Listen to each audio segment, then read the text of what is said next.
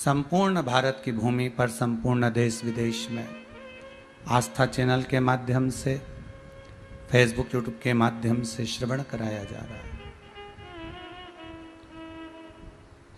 बहुत किस्मत वाला है सिन्हा परिवार जो अपने पूर्वजों की स्मृति में इस कोरोना काल के अंतर्गत संपूर्ण ब्रह्मांड में जहां हाहाकार मचा हुआ है, ऐसे संपूर्ण विश्व को एक एनर्जी, एक औषधि देने की शिव महापुराण की कथा को कराकर जीवन सफल बना रहे हैं। आपके प्रतिनिधि के रूप में विठले सेवा समिति के कार्यकर्ता, क्योंकि शिव महापुराण में एक पूजन के लिए जोड़े का होना जरूरी, तो विठले सेवा समिति के ही कार्यकर्ता श्री दिलीप जी रूठिया सा परिवार सपत्नी पूजन में विराजमान हुए।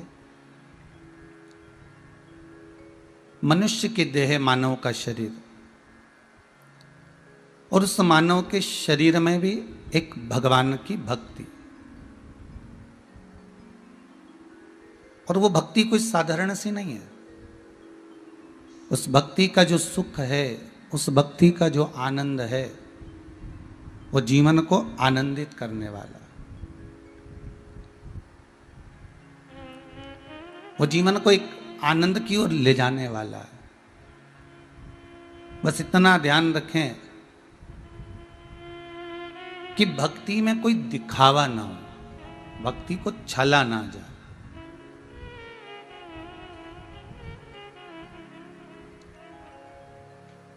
जिस महादेव की कथा को हम श्रवण करने के लिए बैठे हैं, जिन शंकर की कथा को हम श्रवण करने के लिए विराजमान हुए हैं, भगवान भूत अधिपति भूतेश्वर भगवान शंकर, जो करुणा सागर है, त्रिकालदर्शी है, कैलाशी है, इनको दिखावे से कोई मतलब नहीं। ये अपनी मस्ती का एक आनंद, अपनी मस्ती का एक सुख लेकर कैलाश पर विराजमान है।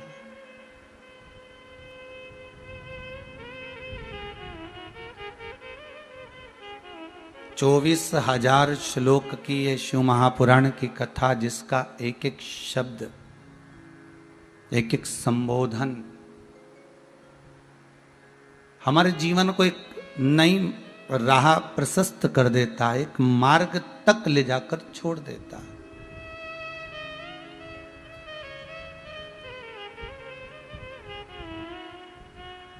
और वो मार्ग है भगवान के चरणारविंद का मार्ग, वो मार्ग है भगवान के चरणों का मार्ग, जो एक निश्चितता का भाव प्रदान करता है। आपको पहले की कथा में, इससे पहले जो कथा हुई सोमानी परिवार द्वारा, उसमें वर्णन किया था कि मान लो अगर कोई बिंदु नजर ही ना आए, कोई एक सिरा, एक छोर नजर ना आए, तब हर जगह से जब हताश हो जाएं, हर जगह से जब लगने लगे कि अब कहीं हमारा चित्त वृत्ति मन नहीं लग रहा, तब उस शंकर की शरण में कुछ देर पहुंच जाएं।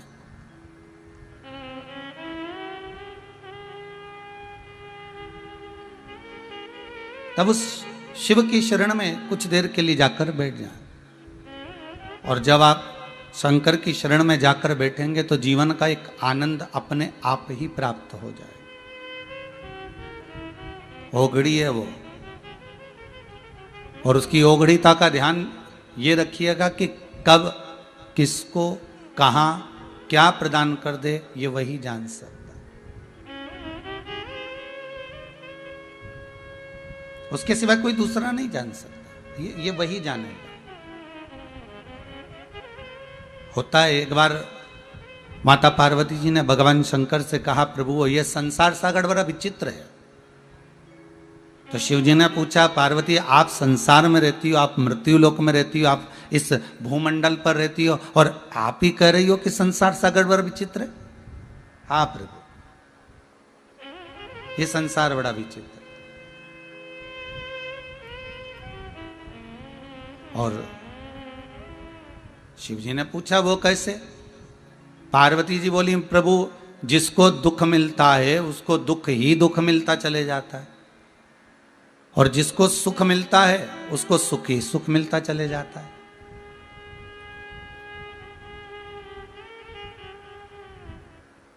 अगर दुख मिला तो दुख मिलता ही चले गया, और सुख यदि मिला तो वो सुख मिलता ही चला गया। मेरा केवल इतना सा निवेदन है भोलेनाथ शंभु कि अगर किसी ने मान लो दुख झेल लिया, उसको दुख मिल गया, तो फिर उसको उस दुख से थोड़ा सा तो निजात मिलना चाहिए, थोड़ी तो राह मिलना चाहिए। भगवान बोले, पार्वती एक काम करो, तुम मेरे साथ सबसे पहले तो मृत्यु लोक में चलो।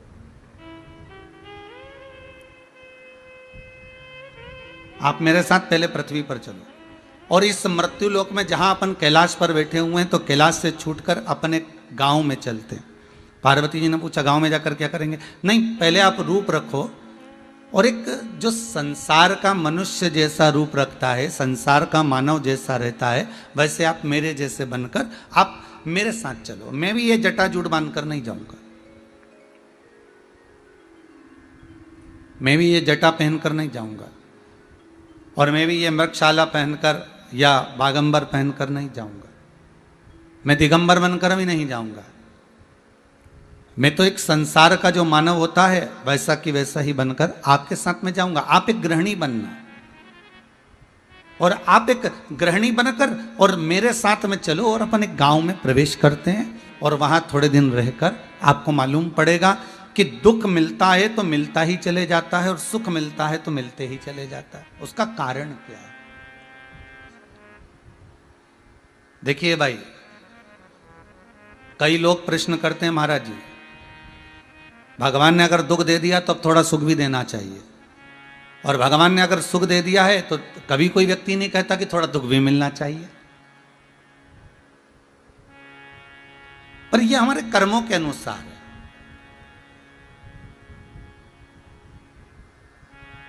अच्छा, कोई डॉक्टर कभी किसी मरीज को जहर लिखता है क्या? दवाई का लिखता हो कि भाई ये जहर है और आपको खाना है? कभी किसी डॉक्टर ने लिखा किसी मरीज को? जब मरीज परेशान हो गया, हद से ज्यादा परेशान हो गया, दवाई खा खा कर, इंजेक्शन लगा लगा कर, गोलियां ले लेकर, पड़ा पड़ा जब हर तरह से हार गया, तो कभी किसी डॉक्टर ने ये कहा कि अब ये जहर लिख देता हूं और खा लेना? पीछा छुड़ाने के लिए कभी कोई डॉक्टर लिखा हो कि अब ये जहर लिख दिया गया है और आप खा लीजिए? नहीं।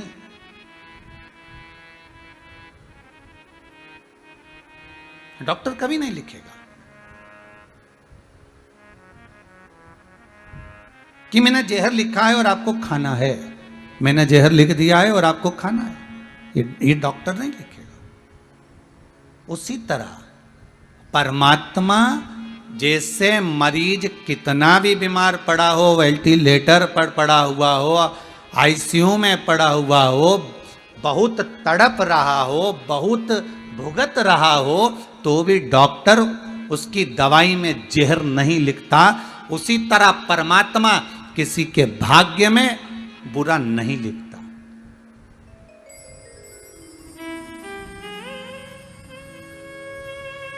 परमात्मा कभी आपके लिए बुरा नहीं लिखेगा। परमात्मा कभी आपके लिए जहर नहीं लिखेगा। ना तो परमात्मा बुरा लिखेगा ना जहर लिखेगा। जैसे डॉक्टर भले कितना भी बीमार है, वेंटिलेटर पर पड़ा है, आईसीयू में पड़ा हुआ है, अंतिम सांसें गिन रहा है, भले वो तड़प रहा है, कुछ भी कर रहा है, पर उसके लिए ये नहीं लिखा जाएगा, डॉक्टर कभी उसके लिए जहर नहीं लिखेगा। उसी तरह हमारा परमात्मा हमारे लिए कभी बुरा नहीं लिखता। हमारा परमात्मा हमारे लिए कभी बुरा सोचता भी नहीं है। बस ये जरूर है कि हमारा कर्म हमको बुरा भोगने के लिए आतुर कर देता है। हमारा कर्म,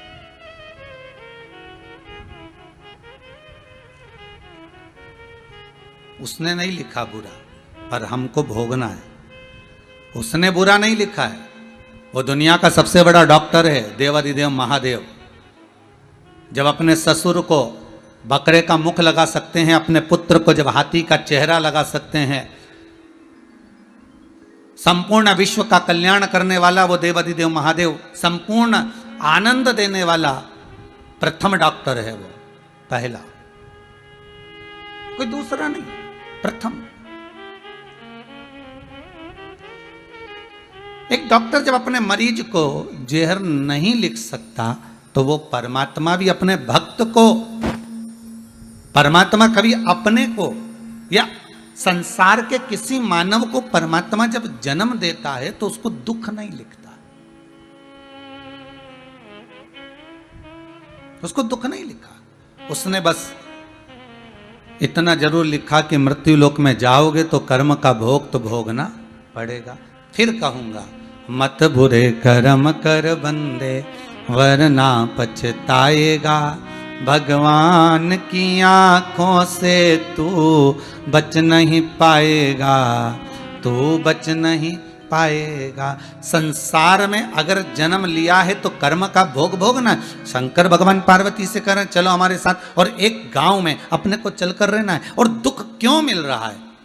सुखी व्यक्ति को सुख ही क्यों मिल रहा है? दुखी व्यक्ति को दुख ही क्यों मिल रहा है? उसका कारण समझना है। और शंकर पार्वती को लेकर गए, गांव में पहुंच गए। गांव के लोगों ने पूछा, कहां से आए हो भाई?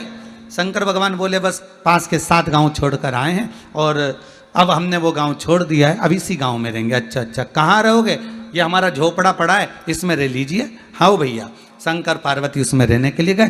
पार्वती जी बोली, खाएंगे क्या? शंकर भगवान बोले, मैं भोजन की व्यवस्था करता हूँ, तू जब तक भोजन बनाने की व्यवस्था कर ले।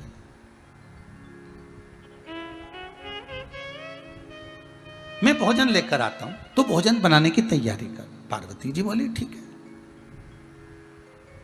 और माता पार्वती जब अंदर गई तो अंदर जाकर देखा कि वो चूल्हा जो होता था ना पुराने समय का, मट्टी का चूल्हा, तो पार्वती जी ने कहा, चूल्हा तो है ही नहीं, रोटी काय में बनाएंगे, सब्जी काय में पकाएंगे, भोजन कैसे बनाएंगे? पार्वती जी गई और जाकर उन्होंने कुछ ईंट ढूंढी। ईंटें जो दीवार में चुनाई जाती हैं, वो ईंट ढूंढी गई। अब पार्वती जी बहुत सारी जगह गई पर वो ईंट नहीं मिली। बहुत ढूंढने के बाद पार्वती जी एक झोपड़े के पास गई। वो झोपड़ा झरझर हो रहा था, वो झोपड़ा टूट सा रहा था, बड़ा कमजोर हो चुका था। पार्वती जी ने वहां से एक ईंट उठाई, 2 ईंट उठाई, 3 ईंट उठाई और उठाकर 4-5 ईंट पार्वती जी लेकर आई और आकर उन्होंने चूल्हा बना लिया। शंकर भगवान आए सामग्री लेकर और सूखा सामान लेकर। शंकर भगवान ने आकर कहा, ले पार्वती भोजन बनाओ, तैयारी करो। चूल्हा बनाया। पार्वती कहे, हाँ, ईंटें कहां से लेकर आई हो? पार्वती जी ने कहा, वो एक मकान था ना, वो झरझर हो रहा था। एक मकान जो था ना, वो टूट रहा था। एक मकान बड़ा कमजोर सा हो गया था, वो कुटिया, वो झोपड़ा, वो एकदम जर्जर सा हो गया था। उसकी ईंटें निकल रही थी, तो मैंने सोचा 4-6 ईंट इसी में से निकाल कर ले जाऊं। दूसरे के मकान की ईंट में लेकर आ गई और मैंने चूल्हा बना दिया।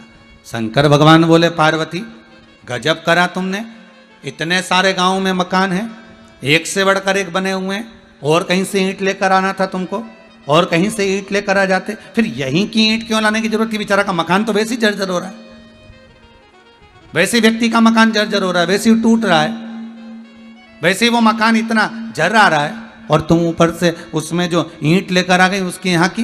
अरे पार्वती, अगर लाना था तो किसी अच्छे मकान की लेकर आ जाती। पार्वती जी बोली, भोलेनाथ, मैंने सारे मकानों में जाकर देखा, सारे मकान इतने बढ़िया बढ़िया थे कि उनकी ईंट निकालने का मेरा मन नहीं करा। फिर मैंने सदूर घूमने के बाद जब एक जगह पर जाकर देखा तो एक मकान झर्रा रहा था, एक मकान बेकार टूट सा रहा था। उस मकान की ईंट में लेकर आ गई और मैंने लगा दिया। शंकर भगवान ने कहा पार्वती तुम्हारे प्रश्न का उत्तर मिल गया कि दुखी व्यक्ति को दुख ही दुख क्यों मिलता रहता है और सुखी व्यक्ति को सुख ही सुख क्यों मिलता रहता है।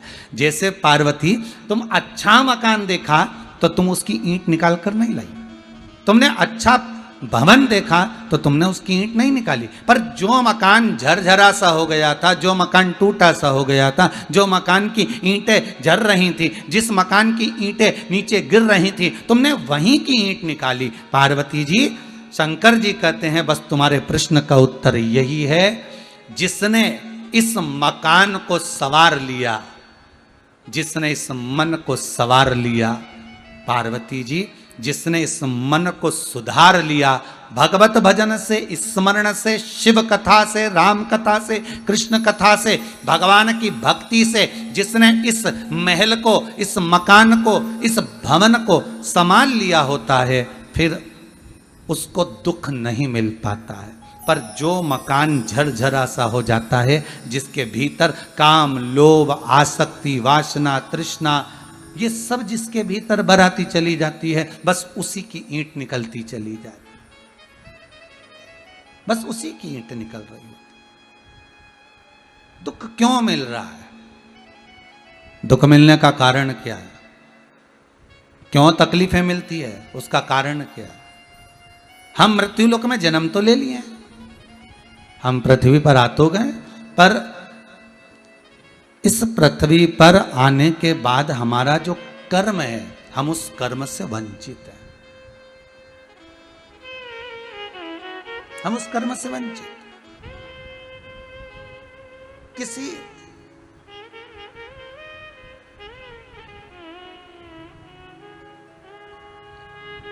एक व्यक्ति ने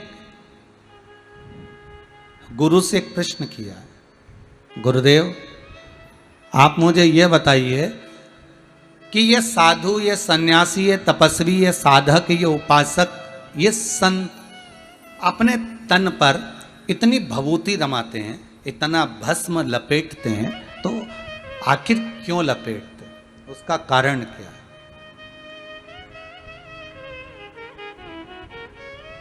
उस भस्म को लपेटने का कारण क्या हो सकता है? उस भस्म को शरीर पे लगाने का कारण क्या हो सकता है? शंकर की कथा करे, गुरु कहते हैं, लिंग पुराण कहती है, भगवान का भजन करने वाला, सत्संग करने वाला, सत्संग करने वाला, जो शिव का उपासक होता है, वो अपने तन पर जो भस्म रमाता है, वो केवल ऐसे ही नहीं रमाता। 3.5 करोड़ रोम छिद्र जो ये मनुष्य के शरीर पर हैं, ये 3.5 करोड़ रोम छिद्र ये शंकर के शिवलिंग का ही प्रतिबिंब है।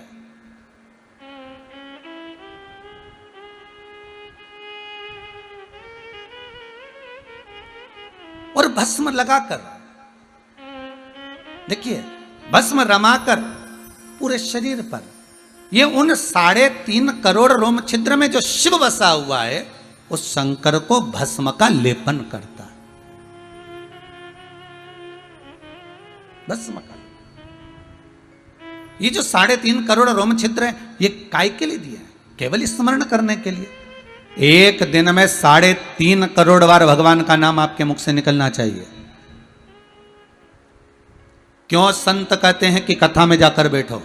क्यों कहते हैं कि आस्था चैनल पर कथा आ रही है, फेसबुक यूट्यूब पर कथा चल रही है, अपना मोबाइल लेकर उस कथा का स्मरण करो? क्यों कहा जाता है कि चैनल के सामने बैठकर कथा का रसतत्व ग्रहण करो? क्यों कहते हैं कि कथा को सुनो? उसका कारण क्या होता है? 3 घंटे में, 2.5 घंटे में, 2 घंटे में, 1 घंटे में, आधा घंटे में तुम जितनी देर का सत्संग करते हो, उतनी देर तक जो भगवान की चर्चा होती जाती है, भगवान का स्मरण होता चले जाता है, भगवत नाम का जाप होते चले जाता है, उतना जितने शब्द सत्संग में निकलते चले जाते हैं, स्मरण में निकलते जाते हैं, जितने शब्द निकलते चले जाते हैं, उतने ही हमारे ये रोम छिद्रों में भगवान की भक्ति का प्रतिबिंब इकट्ठा होते चले जाता है, एकाग्रित होते चले जाता है।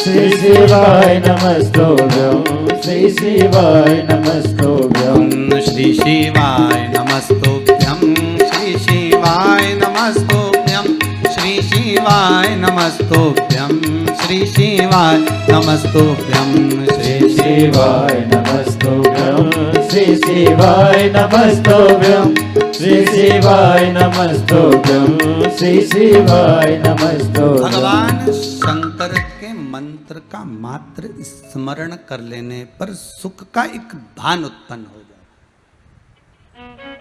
3.5 करोड़ रोम छिद्र जो मनुष्य के शरीर में है, ये जो रोम छिद्र भगवान ने जो दिए हैं, ये केवल स्मरण के लिए दिया, केवल स्मरण के लिए।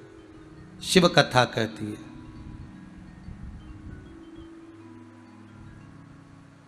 देवऋषि नारद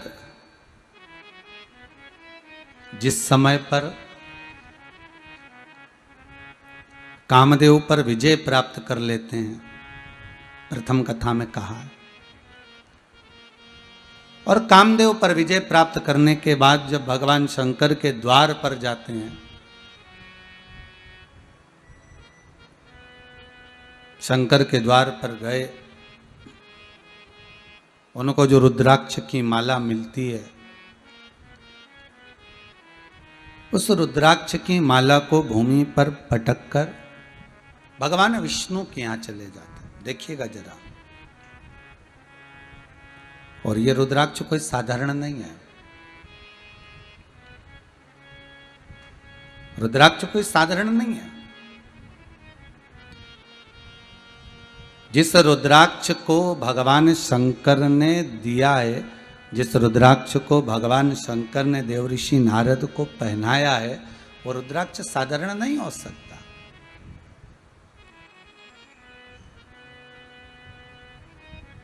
कोई साधारण सा रुद्राक्ष नहीं।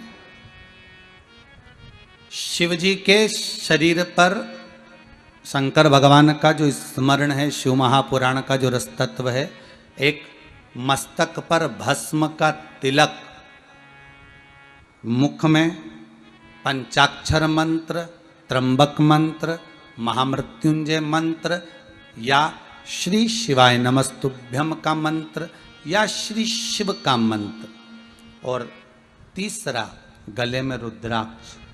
ये 3 त्रिवेणी के संगम है, ये 3 त्रिवेणी के संगम है।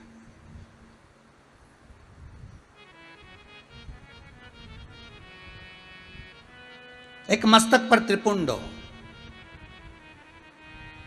दूसरा मुख पर भगवान का नाम हो, और तीसरा गले में रुद्राक्ष।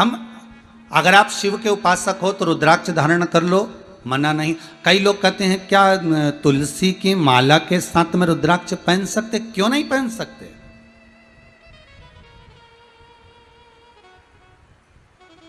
क्यों नहीं पहन सकते?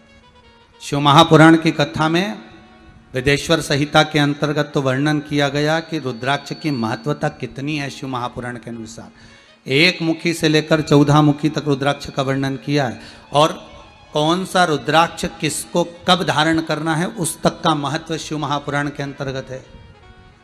कितना छोटे से छोटे रुद्राक्ष से लेकर कितना बड़े से बड़ा रुद्राक्ष होता है उस तक का वर्णन है महाराज। और उस रुद्राक्ष की महत्वता क्या है, उस रुद्राक्ष को धारण कैसे करा जाता है, उस रुद्राक्ष को पहना कैसे जाता है, उस रुद्राक्ष की महत्वता क्या है।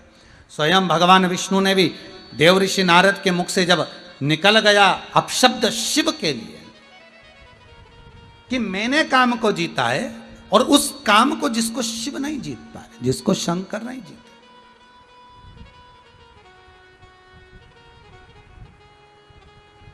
जिसको देव अधिदेव महादेव ने नहीं जीता, उसको मैंने जीता है। जब ये शब्द सुने, ये शब्दों का जब स्मरण भगवान विष्णु के सामने हुआ तो भगवान विष्णु को दुख बढ़ा हुआ, बहुत दुख हुआ।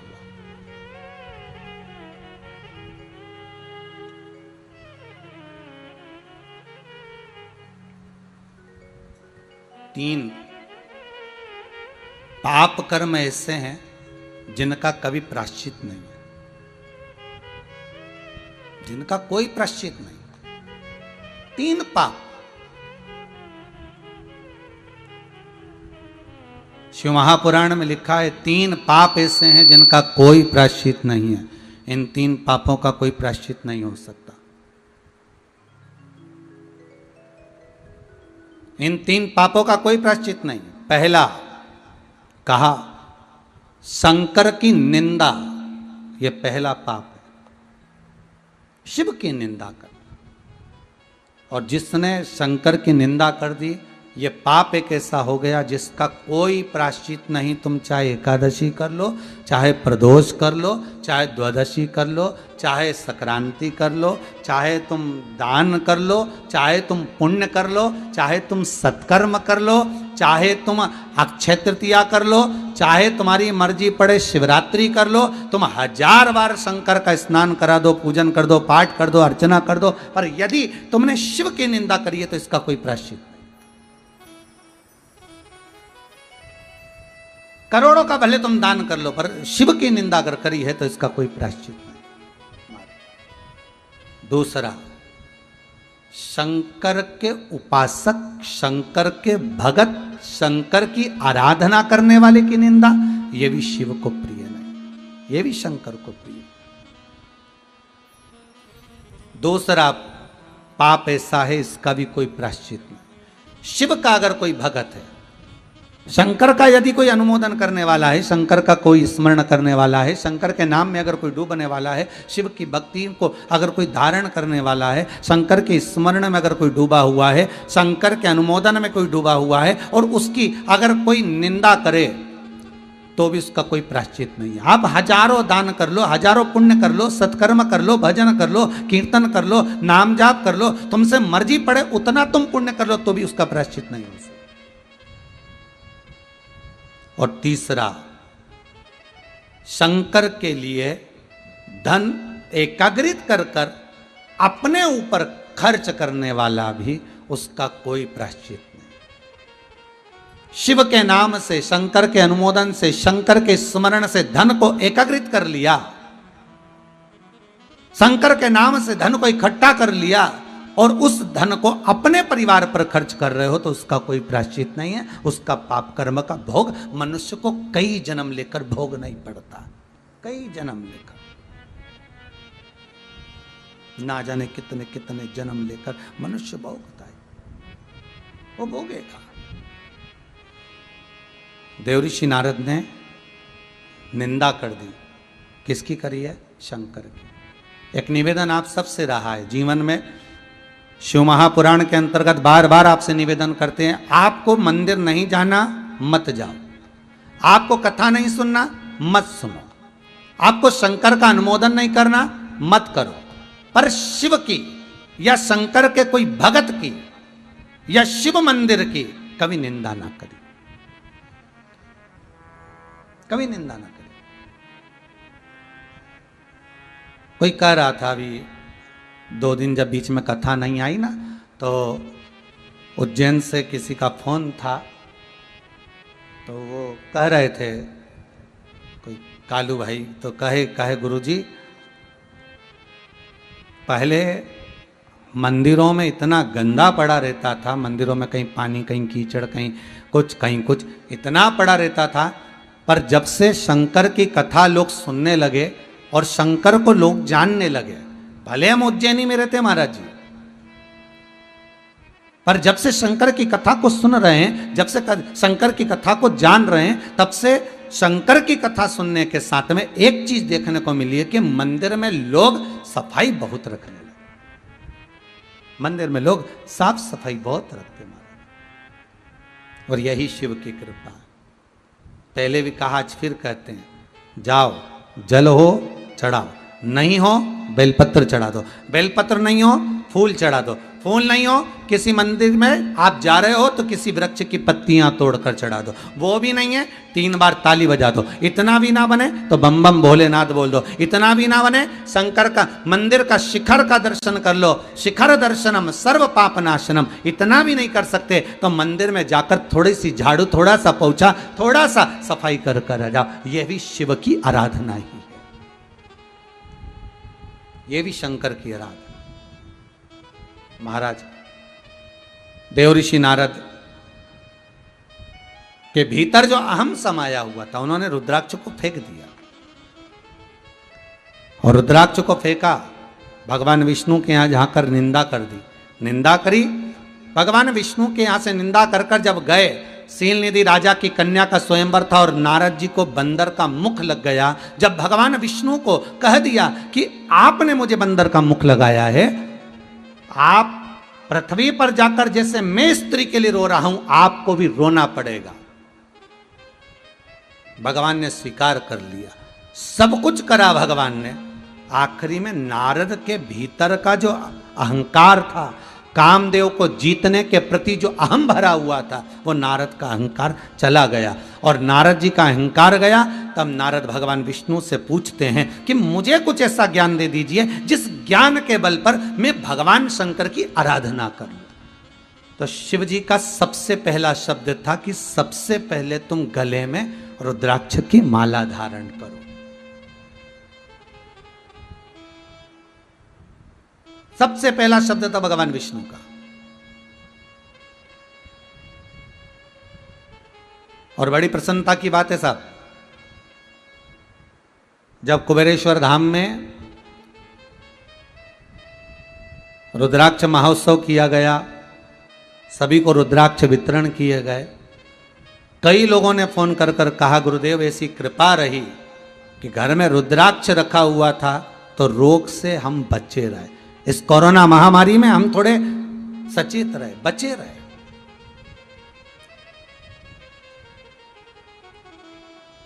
और आप सबसे निवेदन है, प्रयास करो, कम से कम आधा घंटा नहीं तो 15 मिनट, 15 मिनट नहीं तो 10 मिनट घर के सभी सदस्य एक जगह बैठकर श्री शिवाय नमस्तुभ्यं, श्री शिवाय नमस्तुभ्यं, श्री शिवाय नमस्तुभ्यं, श्री शिवाय नमस्तुभ्यं, कम से कम 10 मिनट, 5 मिनट, 15 मिनट बैठकर भगवान शंकर का अनुमोदन करो। आप नहीं श्री शिवाय नमस्तुभ्यं बोल सकते, पंचाक्षर मंत्र बोलो, ओम नमः शिवाय, ओम नमः शिवाय, उच्चारण कर लो। ये भी नहीं कर सकते तो महामृत्युंजय मंत्र का स्मरण कर लो। वो भी नहीं कर सकते तो भीतर से गौरी शंकर का स्मरण कर लो, पर करो।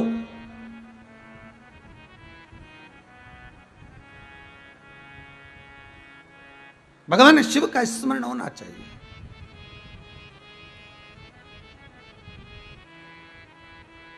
महाराज वो स्मरण जरूर। घर घर में भोले बाबा की जय होना चाहिए, जय होना चाहिए।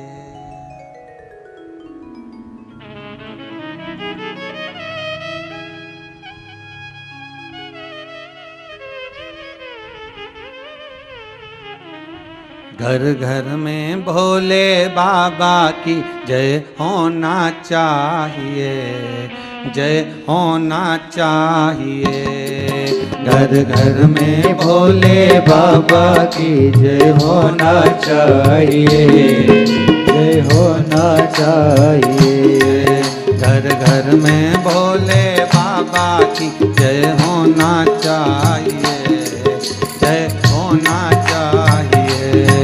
घर घर में भोले बाबा की जय होना चाहिए, जय होना चाहिए। जय होना चाहिए, जय होना चाहिए, जय होना चाहिए। सब गाइए। जय होना चाहिए।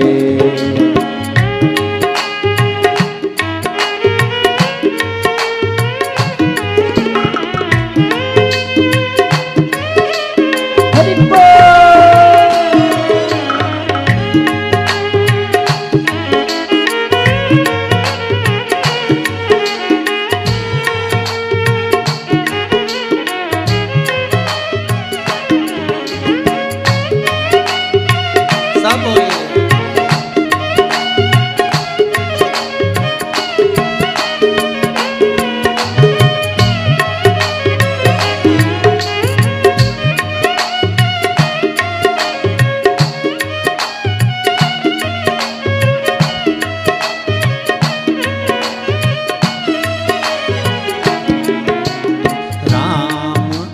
अवतार लिया, रावण को मार दिया। राम अवतार लिया, रावण को मार दिया। राम ने अवतार लिया, रावण को मार दिया। राम ने अवतार लिया, रावण को मार दिया। वो रावण मारन वाले की, वो रावण मारने वाले की जय होना चाहिए, जय होना चाहिए, जय होना चाहिए, जय होना चाहिए। घर घर में भोले बाबा की, घर घर में भोले बाबा की, घर घर में शंकर बाबा की, घर घर में शंकर बाबा की जय होना चाहिए, जय होना चाहिए, जय होना चाहिए, जय होना चाहिए। जय हो।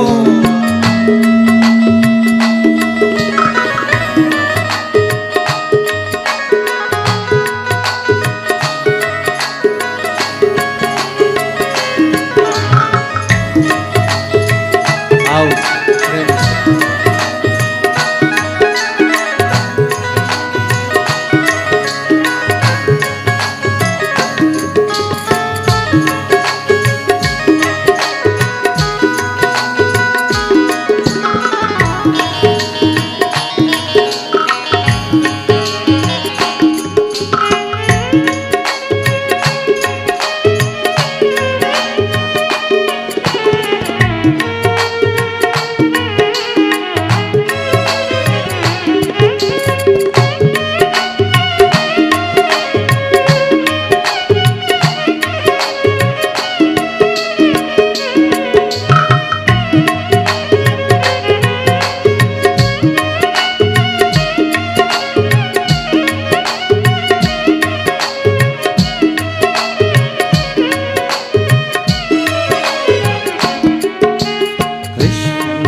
अवतार लिया, कंसा को मार दिया। कृष्ण ने अवतार लिया, कंस को मार दिया। कृष्ण ने अवतार लिया, कंसा को मार दिया। कृष्ण ने अवतार लिया, कंसा को मार दिया। कंस मारण वाले की, वो कंस मारने वाले की जय होना चाहिए, जय हो।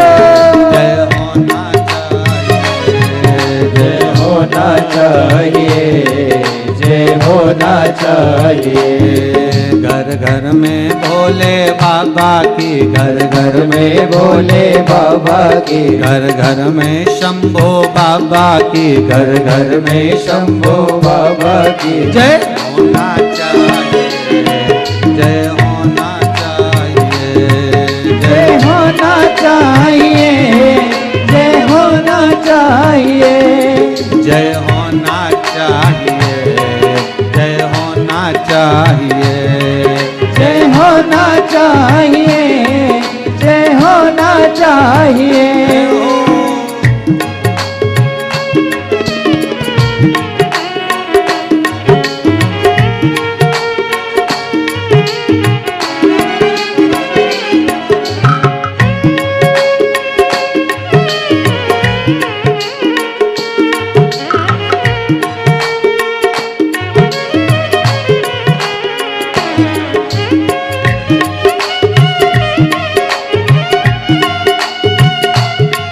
बड़े भाव से, ताली से, दोनों हाथों से।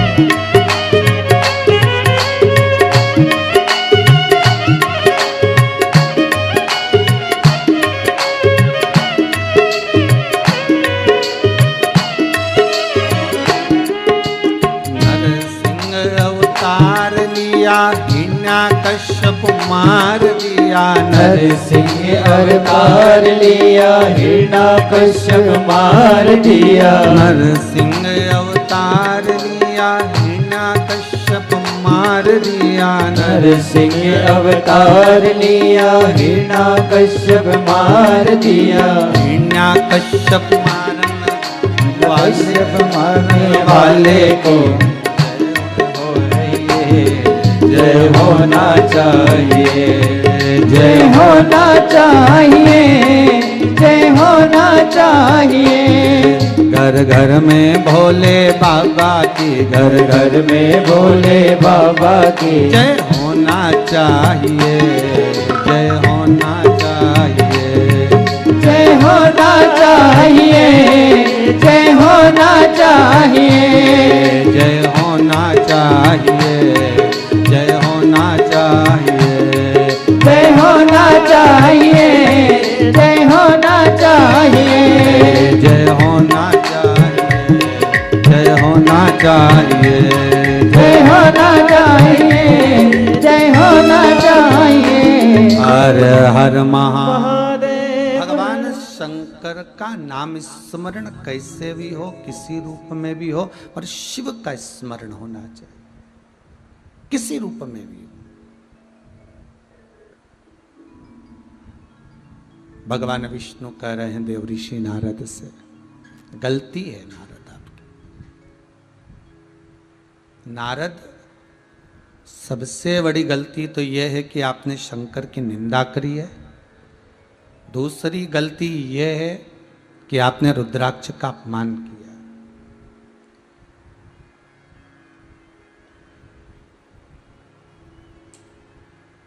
कई माताएं कहती हैं, गुरुजी हमने तो सुना है कि स्त्रियां रुद्राक्ष नहीं पहन सकती हैं। कहां लिखा है? कौन सी जगह लिखा है कि नारी स्त्री रुद्राक्ष नहीं पहन सकती?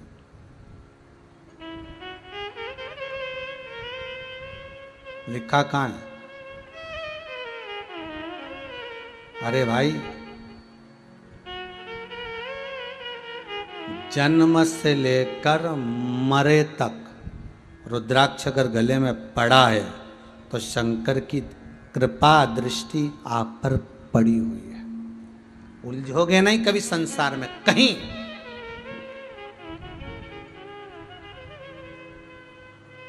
चलो अच्छा, एक भाव लिखकर रख लीजिए। आपके घर में बच्चे का जन्म हो जाए वो 1 साल का, 1.5 साल, 2 साल का, उसके बाद उसके गले में रुद्राक्ष पहना तो जीवन पर्यंत के लिए,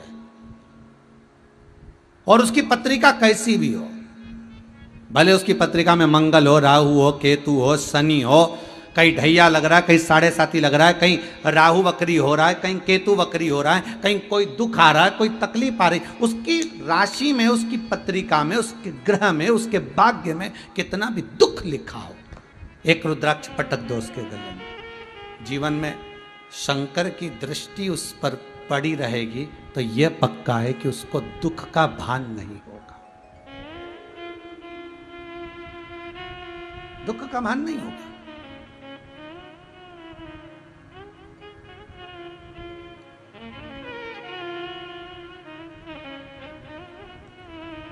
जैसे एक पुलिस वाले केस ढूंढ लेते हैं, कैसा भी केस हो, अगर किसी ने हरकत करी है, किसी ने कोई गलत काम करा है, किसी ने कोई बेकार काम करा है, और उसकी अगर रिपोर्ट हुई है तो वो केस पुलिस वाले ढूंढ लेते हैं। जैसे पुलिस वाले केस ढूंढ लेते हैं, उसी तरह देव आदिदेव महादेव, भगवान नारायण, भगवान ब्रह्मा, भगवान विष्णु, ये भक्त ढूंढ लेते हैं। एक बार अगर रिपोर्ट हो गई, एक बार अगर रिपोर्ट हो गई तो फिर केस ढूंढ लिया उन्होंने। एक बार रिपोर्ट हुई तो केस ढूंढा, फिर वो कहीं पर भी चले जाए उसको ढूंढ कर ले आएंगे, कहीं पर भी हो उसको ढूंढ लाएंगे। एक बार अगर रिपोर्ट हो गई ढूंढ, वो तो जैसे पुलिस वाले केस ढूंढ लेते हैं, उसी तरह देव अधिदेव महादेव, मेरा विष्णु, मेरा राम, मेरा कृष्ण, मेरा नारायण, एक बार गले में अगर रुद्राक्ष की माला आ गई, एक बार गले में रुद्राक्ष का मन का आ गया, एक बार तुलसी की माला तुम्हारे गले में आ गई, फिर भगवान ढूंढ लेगा, फिर भगवान ढूंढेगा। एक बार बस रिपोर्ट लिखाई तो ढूंढना उसका काम। उसी तरह एक बार गले में रुद्राक्ष आया, फिर वो उसकी मर्जी, वो ढूंढेगा। वो कैसे ढूंढता है ये उसके ऊपर, उसकी दृष्टि कैसे पड़ती है ये उसके ऊपर।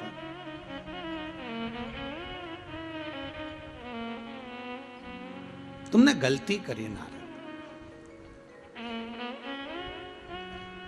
नारद, तुमने गलती करी है। और वो गलती सबसे बड़ी ये है कि तुमने गलती ये करी है कि नारद, वो रुद्राक्ष की माला को तुम जमीन पर, भूमि पर पटक कर आ गए। वो सबसे बड़ी गलती है। उस माला का तुमने अपमान करा, और अपमान माला का नहीं, अपमान रुद्राक्ष का हुआ। रुद्राक्ष कौन? शिव।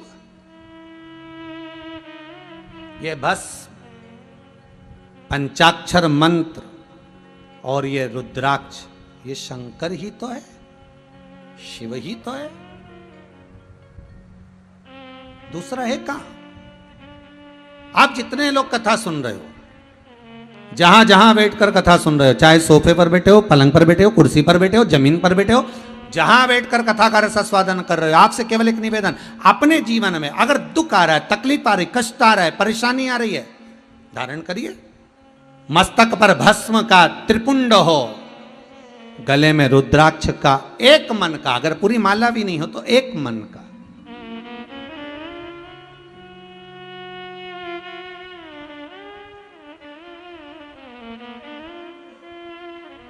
एक मन का।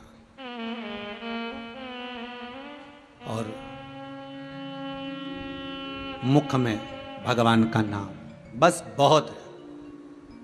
इस संसार सागर में उबरने के लिए बहुत है, इतना बहुत। देखो,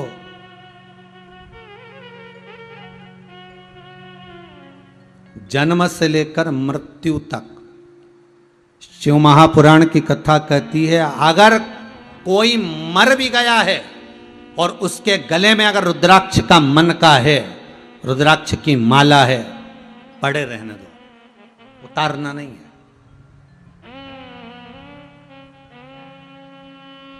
उतारना नहीं है। अगर मर भी गया तो भी पड़े रहने दो। हाँ, अगर रुद्राक्ष सोने में है तो फिर तो उतार लो। सोने में होगा तो फेंकेगा कौन? कौन जलाएगा? हाँ, उतार लो। पर रुद्राक्ष का मन का, मान लो अगर धागे में पड़ा हुआ है आपके, तुलसी भी अगर सोने में होगी तो रात को उतार लोगे, रुद्राक्ष भी अगर सोने में होगा तो रात को उतार लोगे। पर वही तुलसी, वही रुद्राक्ष अगर मान लो धागे में पड़ा हुआ है तो कौन उतारेगा? जाने दो। और वो रुद्राक्ष अगर आपके गले में पड़ा हुआ है, अंतिम समय तक पड़ा हुआ है, और मर भी गए, परिवार वालों से कह कर जाना, तन पर से सब नोच लेना, पर मेरे गले में जो रुद्राक्ष है उसको निकालना मती। वो रुद्राक्ष मेरे साथ अंतिम संस्कार में भी मेरे साथ होना चाहिए। मेरा शंभू, मेरे शंकर मेरे हृदय में है, और वो मुझे शमशान में मिलेगा, ये रुद्राक्ष के बल पर मिलेगा। आखिरी में वही मिलना,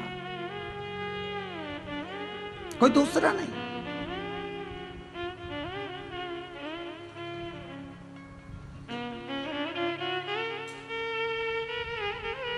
महाराज, जब भी जन्म मिलेगा सेवा करेंगे तेरे, कहते तुमसे बाबा शरण रहेंगे तेरे। जब जन्म मिले, कहते हैं, शिव महापुराण की कथा कहती है, सुंदर भाव लिंग पुराण का वर्णन करता है, स्कंद पुराण कहती है रुद्राक्ष छाती पर, हृदय पर है, और अंतिम संस्कार भी अगर हो गया है, वो रुद्राक्ष का बल इतना प्रबल होगा कि मृत्यु लोक से छुड़ा देगा, फिर परमात्मा के धाम में पहुंचा देगा, फिर जन्म नहीं होने देगा। वो रुद्राक्ष की महत्वता है। रुद्राक्ष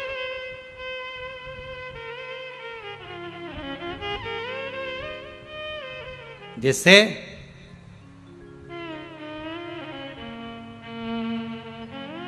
एक चक्षु नरियल, एक अक्षु नरियल, श्रीफल, त्रिचक्षु, एक चक्षु। श्रीफल देखा होगा नारियल, नारियल में पीछे की ओर जहां से जटा होती है और पकड़ के जहां से फोड़ते नारियल को, उस जटा के पास में 3 छिद्र होते हैं। शंकर भगवान को पूर्णता में देने वाला और शंकर भगवान के द्वारा संकट हरने वाला एक फल, वो कहलाता श्रीफल। आपको पशुपति व्रत में कहा था कि पशुपति व्रत में उद्यापन में ना तो आपको ब्राह्मण का भोजन कराना है, उद्यापन में ना कोई जोड़ा जिमाना है, उद्यापन में एक काम करना है। क्या बताया था कि शंकर भगवान को 108 बेलपत्र समर्पित करना। जब पशुपति व्रत आपके पूर्ण हो जाए, 5 सोमवार पूरे हो जाए, 108 बेलपत्र समर्पित कर देना। बेलपत्र नहीं हो तो 108 चावल के दाने समर्पित कर देना। वो ना बने 108 सफेद फूल समर्पित कर देना। 108 सफेद फूल भी नहीं हो, मूंग समर्पित कर देना। जो तुम्हारे पास में हो 108 वो समर्पित कर देना। और फिर एक श्रीफल नारियल लेना, उस पर 11 रुपए रखकर शंकर जी के मंदिर में शिव जी को समर्पित कर देना। ये उद्यापन हो गया पशुपति व्रत का। उस श्रीफल में, उस फल में, उस नारियल में 3 नेत्र होते हैं।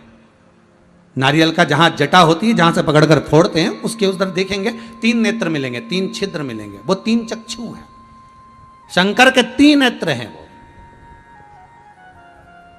और कितना सुंदर लिखा है महाराज। स्कंद पुराण के अंतर्गत वर्णन किया है, भविष्य पुराण के अंतर्गत स्मरण किया है।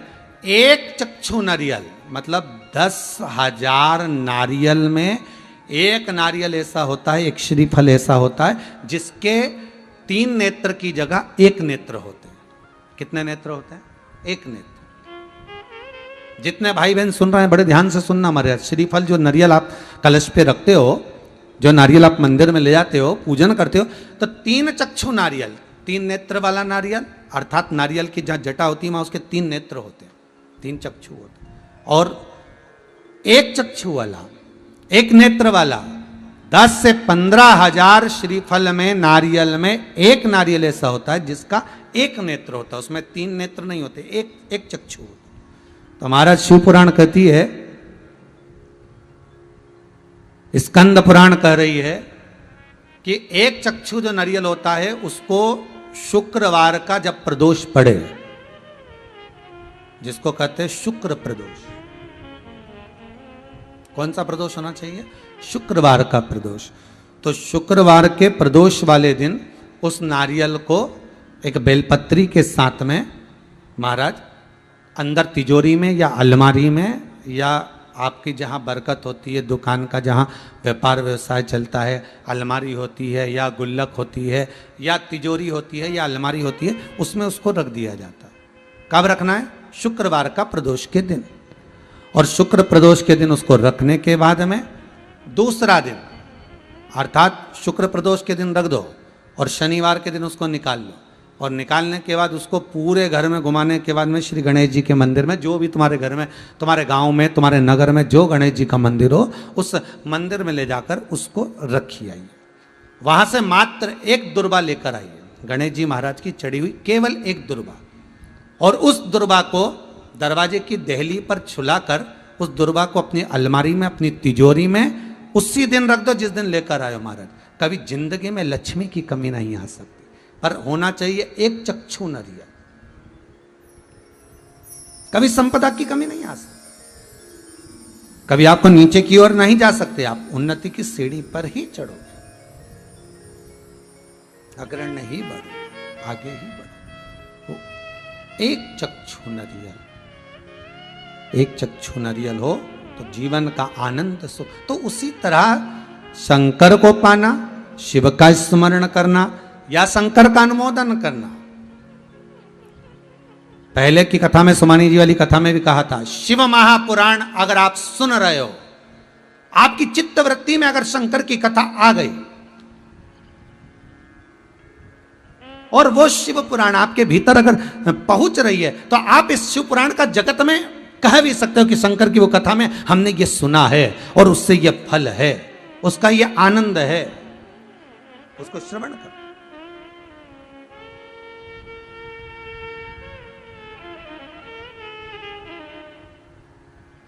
उस कथा को जनमानस तक मैं धन्यवाद दूंगा।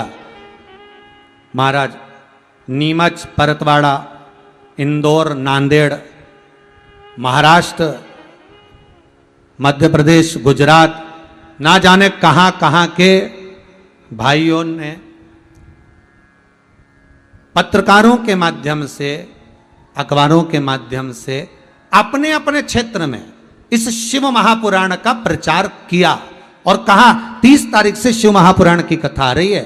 और आप सब संपूर्ण, कई लोगों ने मराठी भाषा में भी छापा। मैं निवेदन करूंगा समीर जी से कि वो क्लिपिंग दिखाएं जरा कि अखबारों में कितना सुंदर भाव व्यक्त किया, कितना सुंदर, कि ये मौका मिल रहा है श्रवण करने का, ये मौका मिल रहा है आनंद पाने का।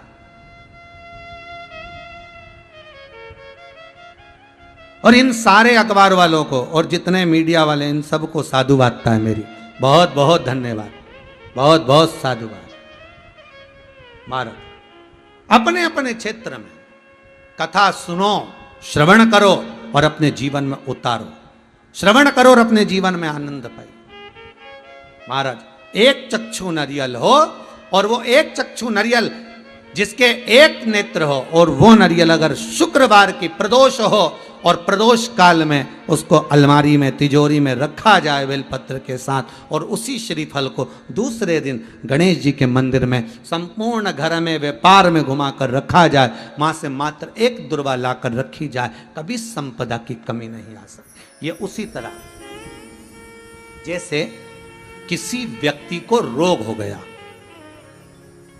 और बहुत रोग होने के बाद दवाई चल रही है, औषधि चल रही है, पर रोग समाप्त नहीं हो रहा, तो ये एक चक्षु जो नरियल होता है, इस एक चक्षु नरियल की जो जटा होती है, इस जटा को निकालकर इसको जलाकर इसकी राख तैयार कर कर इसकी भस्म बनाकर शंकर भगवान पर भौम प्रदोष के दिन, सोमवार की प्रदोष पड़ने वाले दिन अगर शिव जी के शिवलिंग का लेपन करा जाता है तो कहते हैं उस लेपन का थोड़ा सा भाग, थोड़ी सी भस्म लाकर बीमार व्यक्ति के हृदय पर लगा दी जाती है तो वो रोग से मुक्त होता है, उसको रोग नहीं घेरता।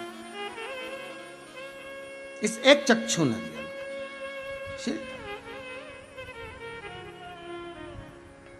देवर्षि नारद आपने गलती करी है। नारद जी बोले मैंने गलती करी? हाँ। क्या गलती हो गई मुझसे? गलती नारद जी आपने ये करी कि पहले तो शंकर की निंदा कर दी। ओहो। देवर्षि नारद बोले इसीलिए आपने मेरा सम्मान नहीं करा। भगवान विष्णु बोले ऐसा तो हो नहीं सकता कि मैंने सम्मान नहीं करा, सम्मान तो करा, पर अहंकार इतना समाया हुआ था, अभिमान इतना समाया हुआ था कि सम्मान आपको सहन नहीं हुआ।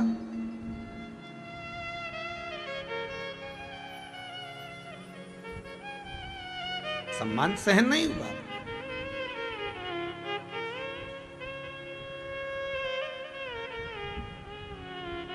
नारद भगवान को पाने का सबसे सुंदर तरीका है कलयुग केवल नाम आधारा, सुमर सुमर नर उतरहि। पर भगवान को पाने का सबसे सुंदर तरीका है भगवत नाम का स्मरण, भगवान की चर्चा, भगवान का भजन, भगवान का कीर्तन, भगवत स्मरण में डूबे रहे। आज जमशेदपुर में बैठकर सिन्हा परिवार अगर कथा का रसास्वादन करा रहा है, पूरा सिन्हा परिवार, फिर कहूंगा एक पीढ़ी नहीं 7 पीढ़ी नहीं, उज्जैनी में ऋण मुक्तेश्वर महादेव की दीवार पर बड़ा बड़ा पत्थर से खुदा हुआ लिखा है कि शंकर की शिव महापुराण की कथा, शंकर की कथा 71 पीढ़ी को तार देती है, एक पीढ़ी नहीं। ना जाने कितनों को। और आप जितने लोग श्रवण कर रहे हैं, जितने लोग इस कथा को सुन रहे हैं, धन्यवाद आपको, बहुत बहुत साधुवाद जो आप इस कथा को अपने हृदय में उतार रहे हो, ना जाने कितनी पीढ़ी को तार रहे हो। ये कृपा है, ये करुणा है उस विश्वनाथ की।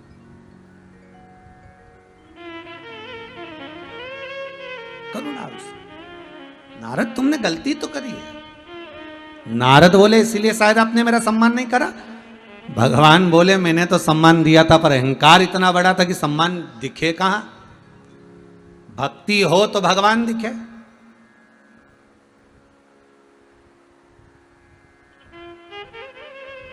पहले रेलवे स्टेशन जाते थे ना तो स्टेशन पे वजन तोलने की मशीन लगी थी। आप लोगों ने देखी होगी जितने लोग कथा सुन रहे हो। स्टेशन पे पहले बस स्टैंड पे रेलवे स्टेशन पर वजन तोलने की मशीन लगी होती थी। उस पे चढ़ो, 5 रुपया 1 रुपया जो कलदार होता था वो उसके अंदर डालो तो एक स्लिप निकल के आती थी। इतना बड़ा कल्ली सी एक टिकट जैसी स्लिप आती थी। उसमें लिखा रहता था 55 किलो 60 किलो, जो जितने किलो का होगा उतने किलो का निकली।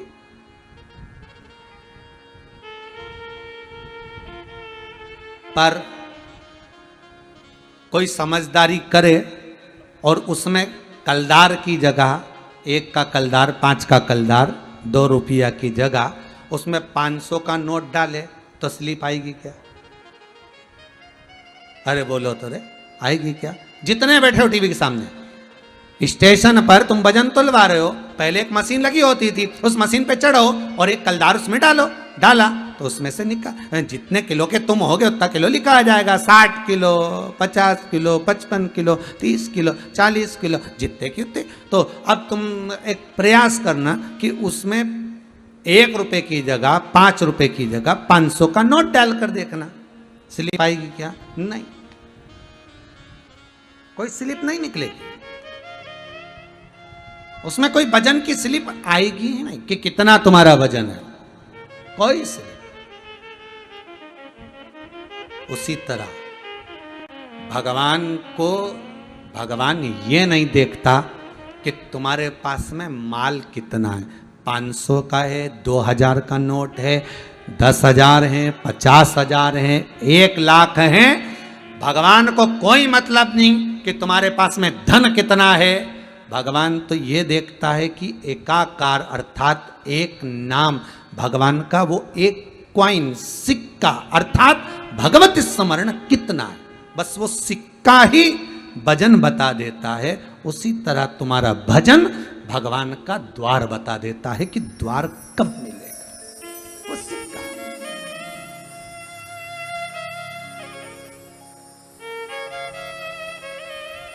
मात्र एक सिक्का वो दिखा देता।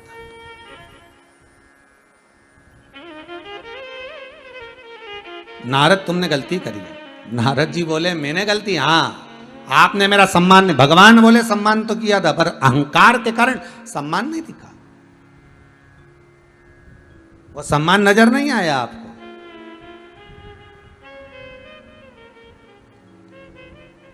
ओहो प्रभु, मैंने आपको श्राप दे दिया, आप मनुष्य बनकर इस मृत्यु लोक में आओगे और आपको भी स्त्री के लिए अर्थात अपनी पत्नी के लिए रोना पड़ेगा।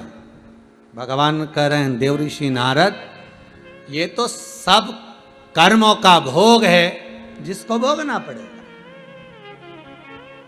इसको भोगना है।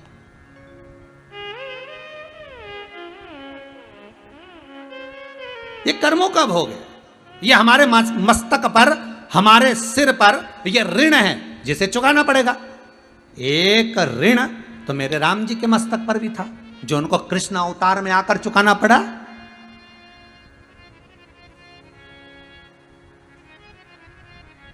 एक ऋण तो मेरे राम जी के मस्तक पर भी रह गया था। कब?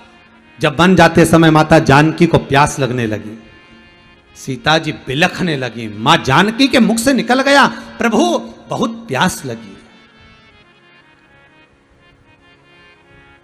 मुझे बहुत प्यास लग रही है प्रभु। राम जी बोले जलाशय तो कोई पास में दिख नहीं रहा, मेरे नजदीक में कोई पानी का केंद्र, कोई पानी का स्थान, कोई तालाब, कोई सरोवर, कोई कुंड, कोई झरना नजर नहीं आ रहा। सीता जी बोली प्रभु आपको हाँ चलना चाहिए ना, तो जहां पानी हो ना उसके पास पास से चलना चाहिए, कम से कम पीने को तो मिल जाए। पानी नहीं मिल रहा, तड़प रही थी। वहीं पर एक मोर नाच रहा था, मोर नाच रहा है। राम जी ने हाथ जोड़कर मोर को बुलाया, प्रभु ए मयूर देव आइए। मोर दौड़ कर आया, प्रभु क्या आज्ञा है, क्या आज्ञा है प्रभु? राम जी बोले, मोर, हे मयूर, जानकी जी को प्यास लगी है, हमें पानी दिख नहीं रहा, आप उड़ते हो, ऊंचा बैठ जाते हो, आप सब दूर वन में जंगल में विचरण करते रहते हो, हे मयूर देव, हे मोर, आप बताओ ना पानी कहाँ है? मोर बोला, प्रभु थोड़ी दूर पर पानी है, आप चलो मेरे साथ, मैं आगे आगे चलता हूं, आप मेरे पीछे चलो। राम जी बोले ठीक है, पर मोर ने कहा चलने में दिक्कत आएगी। राम जी पूछे वो कैसे? मोर बोला, प्रभु चलने में ये दिक्कत आएगी कि आप तो पाँव से चल लोगे पर मुझसे इतना चला नहीं जाएगा, क्योंकि मेरे पंख इतने बड़े हैं, इतना मैं चल नहीं पाऊंगा। तो राम जी बोले क्या चाहते हो? मोर बोला, एक काम करता हूं, मैं उड़ उड़ के चलूंगा और तुम पैदल पैदल चलो। भगवान बोले ठीक है। तो मोर बोला, प्रभु चल तो दोगे, पर मुझे एक बात बताओ, अगर मैं ज्यादा तेज उड़ गया और चले गया कहीं, फिर तुम्हें रास्ता कौन बताएगा? इसलिए एक काम करता हूं। भगवान बोले वो क्या? मोर बोला, रास्ता मैं बताऊंगा, जहां जहां पर मेरा पंख गिरा पड़ा दिखे उसी रास्ते से तुमको आगे बढ़ते हुए आना है। राम जी बोले ठीक है। मोर चलता गया, उड़ता गया, पंख गिरते गए, राम जी चलते गए। राम जी के मन में आया, मेरे पिता श्री दशरथ जी महाराज और मेरे गुरु बाबा ने बताया था कि मोर के पंख झड़ने का, पंख गिरने का भी एक समय होता है, एक महीना होता है, एक समय होता है, एक तिथि होती है। मोर के पंख झड़ने का भी एक समय होता है।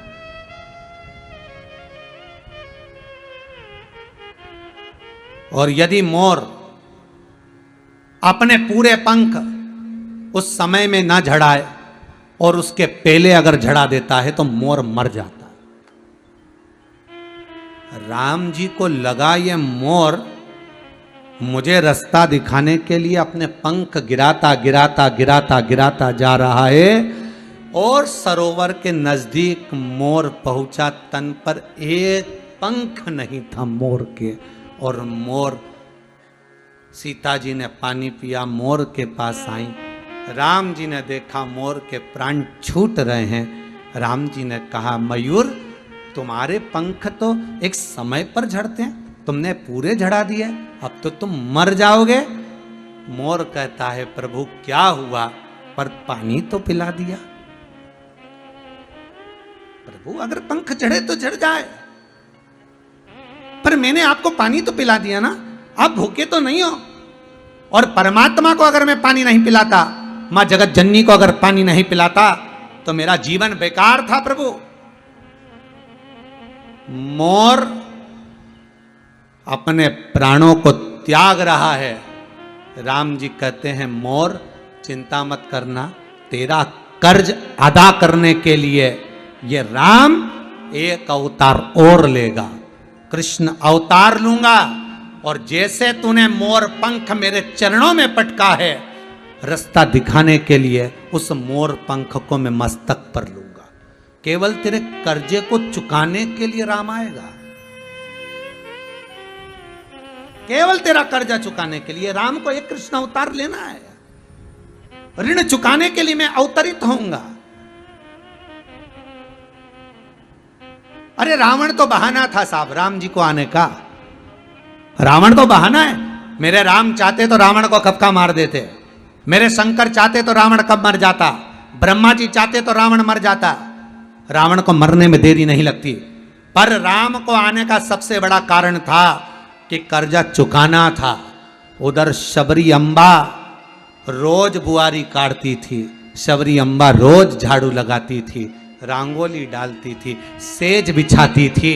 तो राम को तो आना पड़ेगा, क्योंकि शबरी के लिए, और शबरी के लिए आने से पहले राम को आना पड़ेगा, मेरे कृष्ण को आना पड़ेगा। उसके आने का एक कारण है, हर अवतार का कोई कारण होता है। कोई कहे कि कंस को मारने के लिए भगवान कृष्ण प्रकट हुए, नहीं नहीं नहीं।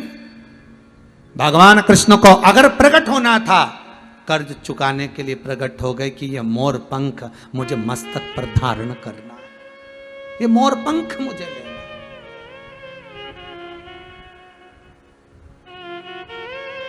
चुकाना है।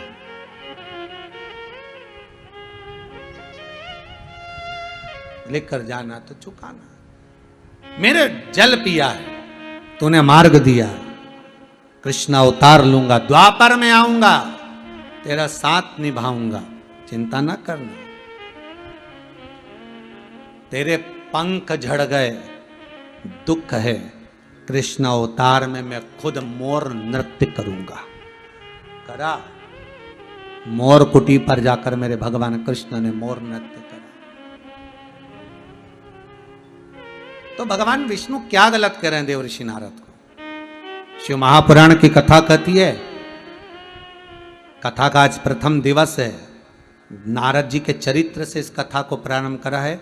पूरी कथा में 7 दिन में रुद्राक्ष का महत्व, भस्म का महत्व और भगवान के मंत्र का महत्व, इस त्रिवेणी संगम को लेकर ये पूरी 7 दिन की कथा करेंगे। एक एक भस्म का चरित्र स्मरण करेंगे कि कौन सी भस्म शंकर को कब चढ़ाना चाहिए और उसको कहां लगाना चाहिए। अगर घर में रोग आ गया तो भस्म कौन सी लगाना है, बुखार ज्यादा आ गया तो भस्म कौन सी समर्पित करें, लीवर किडनी गड़बड़ हो गया कौन सी भस्म शिव जी को चढ़ाई जाए, उस भस्म को कैसे लिया जाए, कैसे धारण किया जाए। कैंसर जैसा रोग भी हो गया तो भस्म शंकर को कैसे चढ़ाकर उस स्थान पर लगाई जाए जहां पर कैंसर हुआ है। उस भस्म का, किसी गठान हो गई शरीर में, वो गठान को गलाने के लिए भस्म कैसी शिव को समर्पित करना चाहिए, वो कौन सी भस्म शंकर को चढ़ाई जाए और गठान पर लगाई जाए कि गठान गल जाए, समाप्त हो जाए बिना औषधि के। शिव महापुराण में एक एक वर्णन, स्कंद पुराण में, लिंग पुराण में, नर्मदा पुराण में एक एक वर्णन आता है। पूरी कथा में ये जो सिन्हा परिवार जमशेदपुर से जो कथा करा रहा है, इसमें पूर्ण तरह से ये त्रिवेणी संगम को लेकर चलेंगे। रुद्राक्ष, भस्म और प्रभु का मंत्र जाप, स्मरण, समझे उसको। इसलिए आज कथा में पहले दिन तो हमने रुद्राक्ष का थोड़ा सा महत्व, थोड़ा सा भस्म का महत्व, कि नारियल की जटा, एक चक्षु नारियल की जटा की उस भस्म का क्या फल है, थोड़ा सा।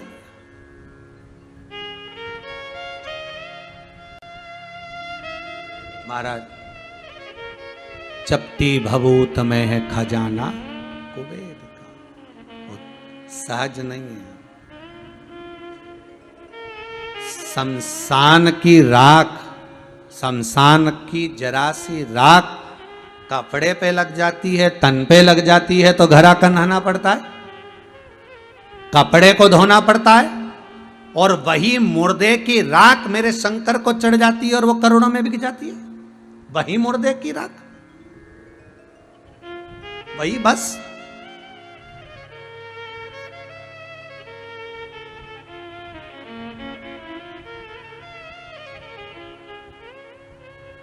वो साधारण नहीं, वो सरल नहीं महाराज।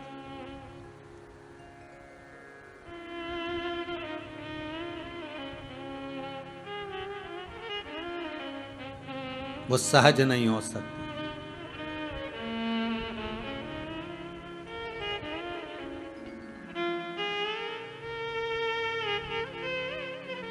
उसको पहचाने,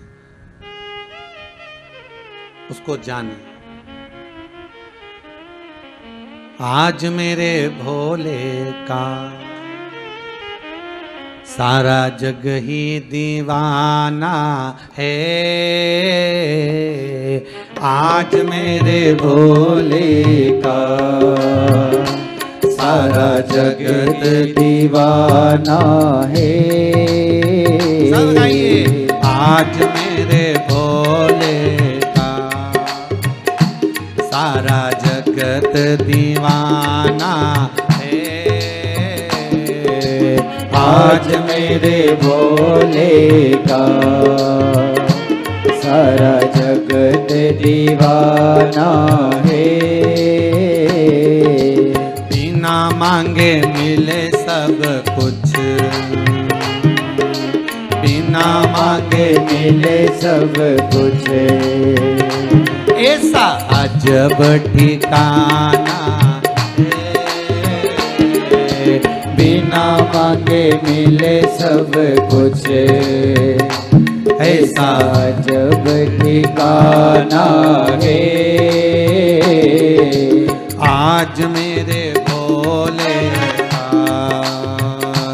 सारा जग ही दीवाना है। आज मेरे भोले का सारा जगत दीवाना है। आओ से दोनों हाथों से ताली सेवा देते हुए जय हो। आओ ताली सेवा देते हुए अलमस्त होकर आनंद।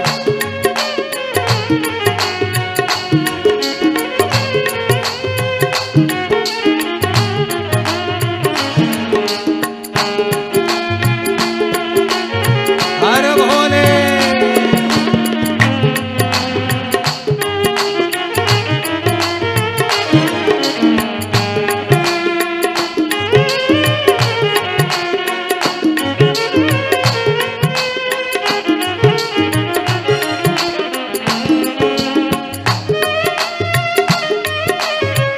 जय हो।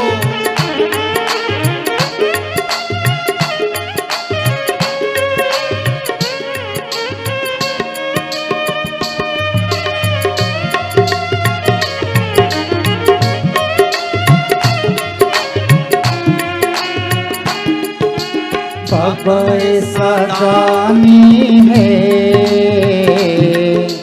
करता इनकार नहीं। भोले सादानी है करता इनकार नहीं। भोला ऐसा दानी है करता इनकार नहीं। भोला ऐसा दानी है करता इनकार नहीं। जो भी मांगा मिल जाए। जो भी मांगा मिल जाए। ऐसा खुला खजाना है। जो भी मांगो मिल जाए। ऐसा खुला खजाना है।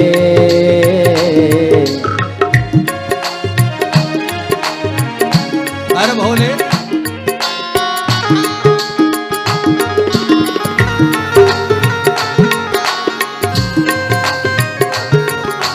हरि बोल।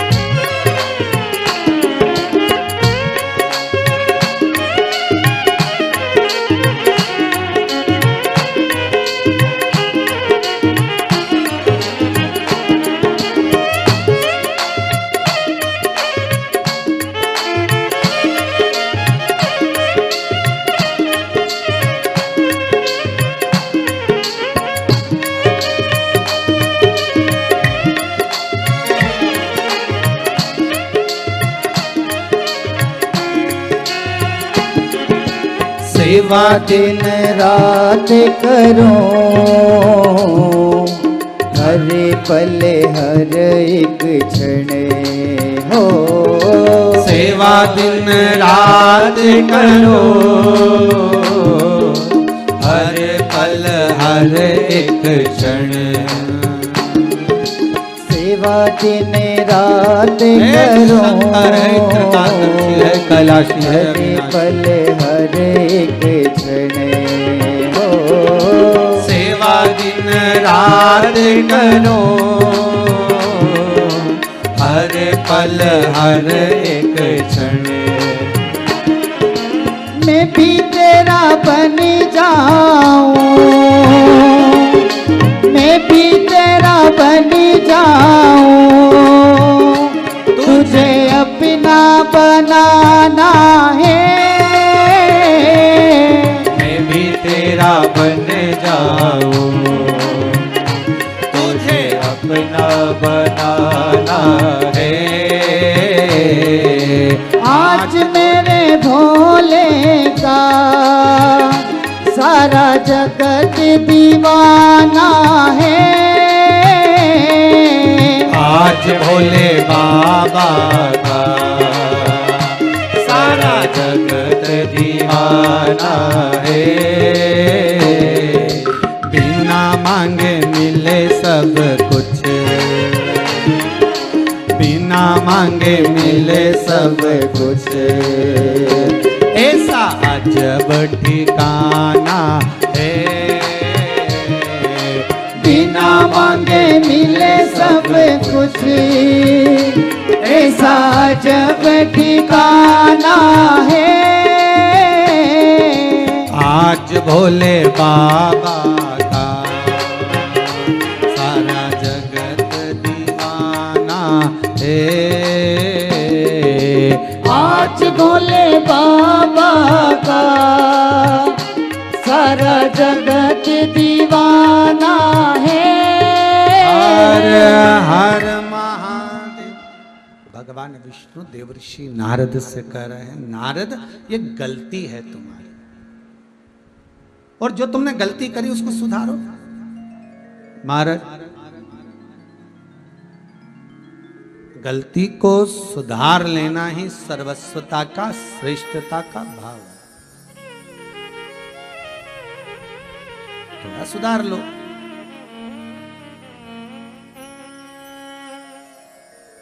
नारद जी बोले, प्रभु हाँ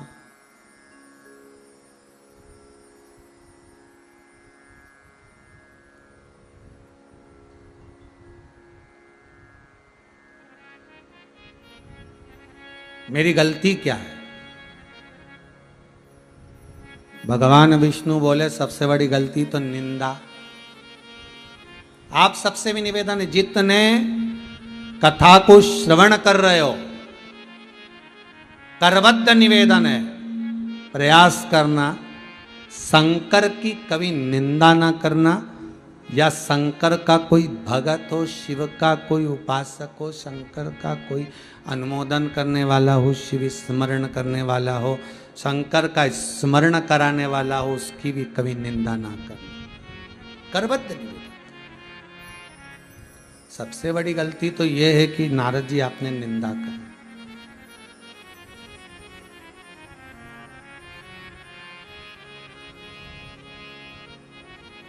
पहले के समय में 7-8 दिन तक जब बुखार नहीं उतरता था, आजकल तो ये कोरोना जैसा क्रम हो गया कि कोरोना का बुखार भी बहुत दिन तक चलता रहता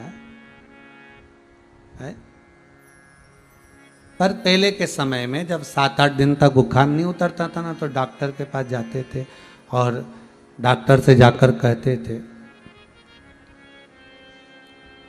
डॉक्टर से जाकर निवेदन करते थे,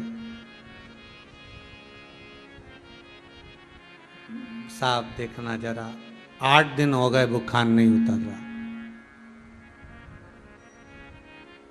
देखो जरा 8 दिन हो गए।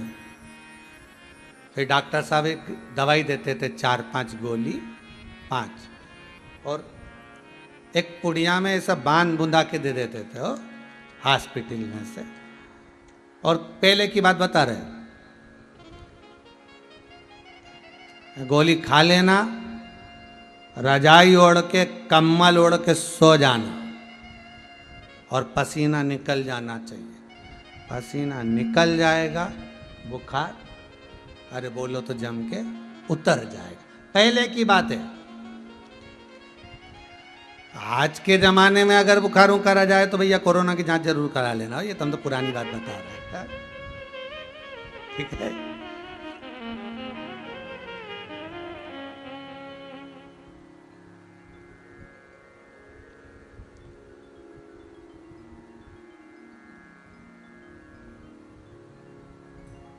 एक मैसेज में कहीं लिखा हुआ था, पति और पत्नी के गुस्से में क्या अंतर है। पत्नी और पति के क्रोध में, गुस्से में क्या अंतर है। तो उसमें लिखा था, पति का क्रोध पुराने बुखार जैसा होता था कि खुद पर आ गया, खुद ही भुगत लो और अकेले में पड़े रहो और तपते रहो। और पत्नी का क्रोध, तो कहा पत्नी का क्रोध आज के कोरोना जैसे बुखार जैसा है, जिसके भी संपर्क में आता है उस पर उंडेल जाता है। दोनों में अंतर है, पति का क्रोध और पत्नी के क्रोध में अंतर। तो ये पुरानी बात है। हो 7-8 दिन तक बुखार नहीं उतर रहा, डॉक्टर साहब के पास गए, उन्होंने दवाई दे दी लिख के, गोली जाओ काउंटर पे से ले लो। सरकारी हॉस्पिटल काउंटर पे से गोली ले ली, अब गोली में से गोली खा लेना, ओढ़ कर सो जाना, पसीना निकल जाने देना, हवा में मत जाना, पसीना निकल जाएगा, बुखार चला जाएगा। ठीक है साहब। और मान लो गोली खा और हवा में चले गया तो बुखार उतरेगा नहीं, और बढ़ जाएगा। बस भगवान विष्णु भी नारद जी को ये कह रहे हैं, भगवान विष्णु भी नारद को यही कह रहे हैं कि इस अहंकार को निकल जाने दे। तो वो निकलेगा कैसे? पसीना कैसे निकलेगा, अहंकार कैसे निकलेगा? तो भगवान विष्णु सबसे सुंदर तरीका बता रहे हैं, भगवान का जितना भजन करोगे, ये अहंकार अर्थात जितनी राम नाम, कृष्ण नाम, शिव नाम के रजाई को, कम्बल को, चादर को ओढ़ कर सोगे, उतनी जल्दी अहंकार का पसीना निकल जाएगा। अहंकार का पसीना निकला, बुखार गया। बुखार गया मतलब फिर कोई दिक्कत ही नहीं। अब तुमने गोली तो खाई और हवा में चले गए, मतलब भजन तो करा, भजन तो करा और लोगों को दिखा कर करा, तो फिर अहंकार उतरेगा क्या, पसीना निकलेगा क्या? नहीं। शिव पुराण कह रही है, नारद तुम्हारे भीतर का जब अहंकार जला जाएगा, तब तुम्हें स्वयं भगवान का दीदार हो जाएगा। बस गलती तुम्हारी है कि तुमने एक तो निंदा कर दी, दूसरा तुमने रुद्राक्ष का अपमान कर दिया। ये गलती तुम्हारी है। इन गलती से तुम संवर नहीं पा रहे, इन गलती से तुम सुधर नहीं पा रहे, इस गलती से तुम निकल नहीं पा रहे।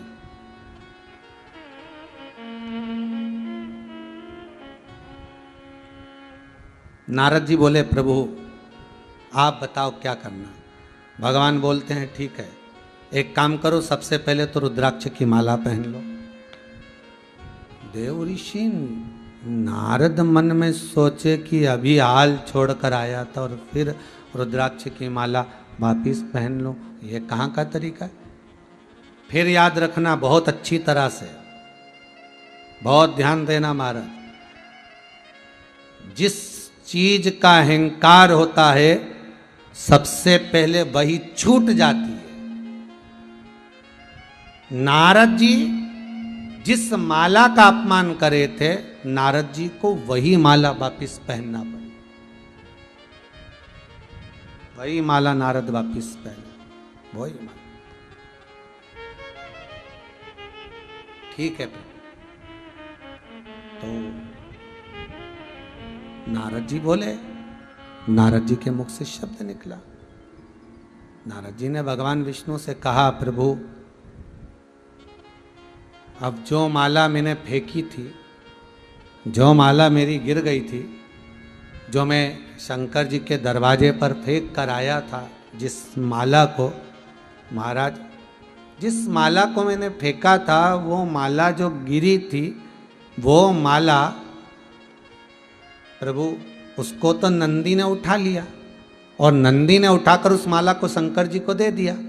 अब वो माला तो मुझे मिलने वाली नहीं है, तो करा क्या जाए?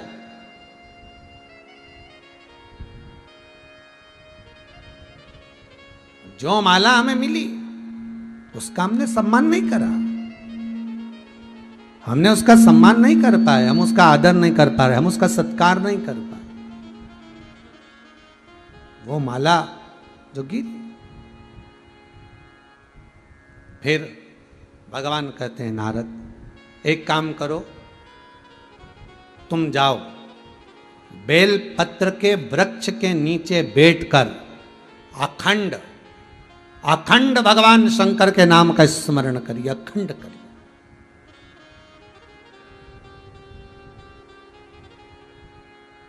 तुम जाओ बेलपत्री के वृक्ष के नीचे बैठना और शिव जी के नाम का स्मरण करना। ठीक है, नारद जी गए। सबसे पहले नारद चंद्रभागा नदी के तट पर जाते हैं और चंद्रभागा नदी के तट पर जाकर भगवान शिव का स्मरण करते हैं। वहां एक बेलपत्री के वृक्ष को ढूंढते हैं, बेलपत्री के वृक्ष को।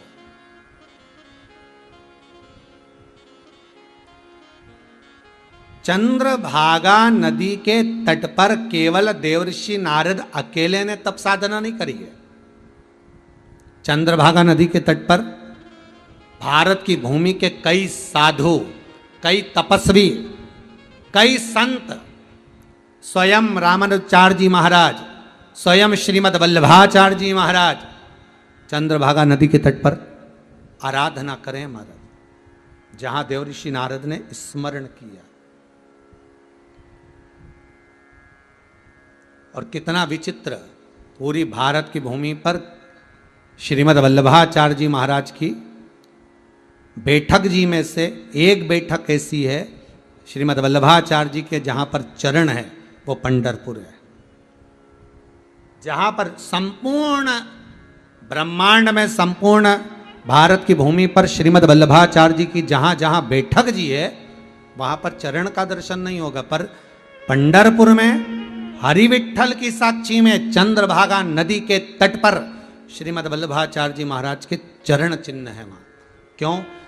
श्रीमद वल्लभाचार्य जी वहाँ बैठकर जब भगवान का स्मरण करते थे, गोवर्धन नाथ जी की लीलाओं का व्याख्यान वर्णन श्रीमद भागवत सुबोधनी में जब अंकित करते थे, तब श्री चंद्रभागा नदी, चंद्रभागा स्वयं दौड़कर श्रीमद वल्लभाचार्य जी महाराज की जल की व्यवस्था करती थी। झारी जी भरने का काम स्वयं चंद्रभागा नदी करती।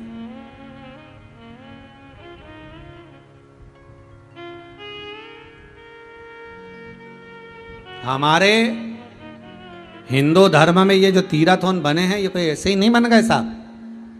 एक कथा प्रसंग में आता है, महाराज गोसाई जी राधा कुंड पर बैठकर अपनी लेखनी से राधा नाम का स्मरण, कृष्ण नाम का स्मरण, भगवत नाम का स्मरण कर रहे थे। और उनके जो गुरु थे, उन्होंने दूर से देखा कि इतनी चिलचिलाती धूप में, इतनी गर्मी में ये क्या लिख रहा है, और इसके सिर के पास एक बड़ी सुंदर स्त्री खड़ी है और वो अपने पल्लू से छाया कर कर खड़ी है। तो समझ में नहीं आया और गुरुजी दौड़ कर गए अपने शिष्य के पास। शिष्य के पास जाकर देखा तो वो लड़की जो स्त्री थी वो भाग गई, वो दिखी नहीं। शिष्य से कहा, क्या कर रहे हो ये? हिलाकर, उसकी सुध नहीं, वो तो राधा कुंड पर बैठा अपनी लेखनी से भगवान का स्मरण कर रहा है। हिलाया, क्या कर रहे हो? उठकर प्रणाम करा, गुरुदेव थोड़ा सा शास्त्र लिख रहा था, स्मरण कृष्ण का कर रहा था, मेरे भगवान का कृष्ण नाम मैं अंकित कर रहा था। गुरु कहते हैं, बताओ, कृष्ण का नाम अंकित कर रहा है और राधा को परेशान कर रहा है। अरे कोई झोपड़ी बना लेता, छतरी रख लेता, छाया कर कर लिखता चल जाता, पर तू जब कृष्ण का नाम लिख रहा था, मैंने दूर से देखा एक स्त्री तेरे ऊपर पल्लू की छाया कर कर खड़ी थी। वो कोई दूसरी नहीं थी, स्वयं राधा रानी थी, स्वयं राधा, वो दूसरा नहीं। हमारे भारत की भूमि के जितने तीर्थ हैं, जितना स्थान है, ये कोई साधारण नहीं है। जितने ज्योतिर्लिंग है ये साधारण नहीं, जितने उपलिंग है ये साधारण नहीं। भगवान के जहां जहां भजन के स्थान बने हुए हैं, ये कोई साधारण नहीं, ये भगवत स्मरण में डूबने वाले, भगवत नाम में डूबने वाले, रस तत्व में डूबने वाले।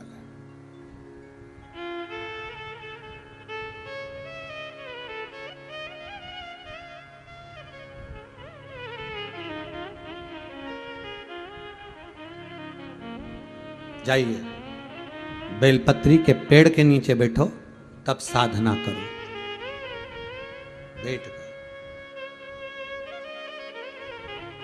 जिस बेलपत्री के पेड़ के नीचे देवराज नाम का ब्राह्मण चोरी कर कर धन लेकर गया था मंदिर के अंदर, शिव महापुराण की कथा को सुनकर निकल रहा था, चक्कर खाकर नीचे गिर गया, बेलपत्री के वृक्ष के नीचे उसके प्राण छूट गए, तो शंकर भगवान नंदी लेकर आए और इस चोर को नंदी पर बिठाकर कैलाश लेकर गए।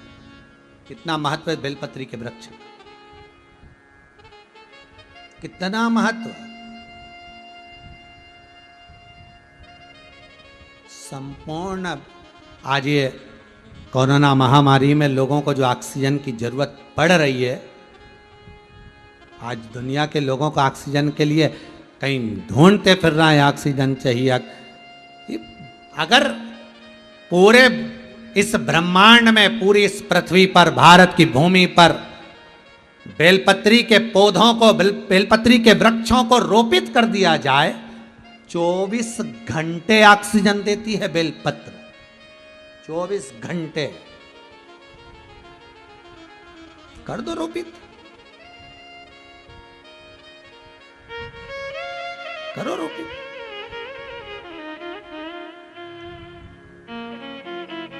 चौबीस घंटे ऑक्सीजन देती है।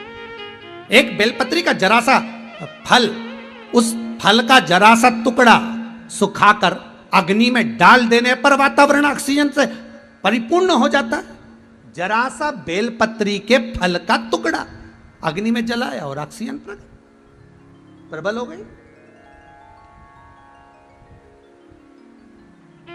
साधारण है। आगे कथा में अपन सुनेंगे, एक बेलपत्री का पौधा लगा देना, एक बेलपत्री का वृक्ष लगा देना, 1 लाख शिव मंदिर के निर्माण करने के बराबर है। कितने मंदिर? 1 लाख शिव मंदिर के निर्माण के बराबर है। एक बेलपत्री का पौधा, एक बेलपत्री का वृक्ष लगा देना। क्यों? क्योंकि मंदिर बनेगा तो एक, और बेलपत्री के पत्ते जब लगेंगे, टूटेंगे, ना जाने कितने शिवालय में चढ़ेंगे, कहीं इस मंदिर में, कहीं उस मंदिर में, कहीं उस मंदिर में, जगह जगह जब बेलपत्री के पत्ते चढ़ने को जाएंगे, तो एक, केवल एक बेलपत्री का पौधा, एक वृक्ष लाखों शिवालयों को निर्माण कर देता है। लाखों।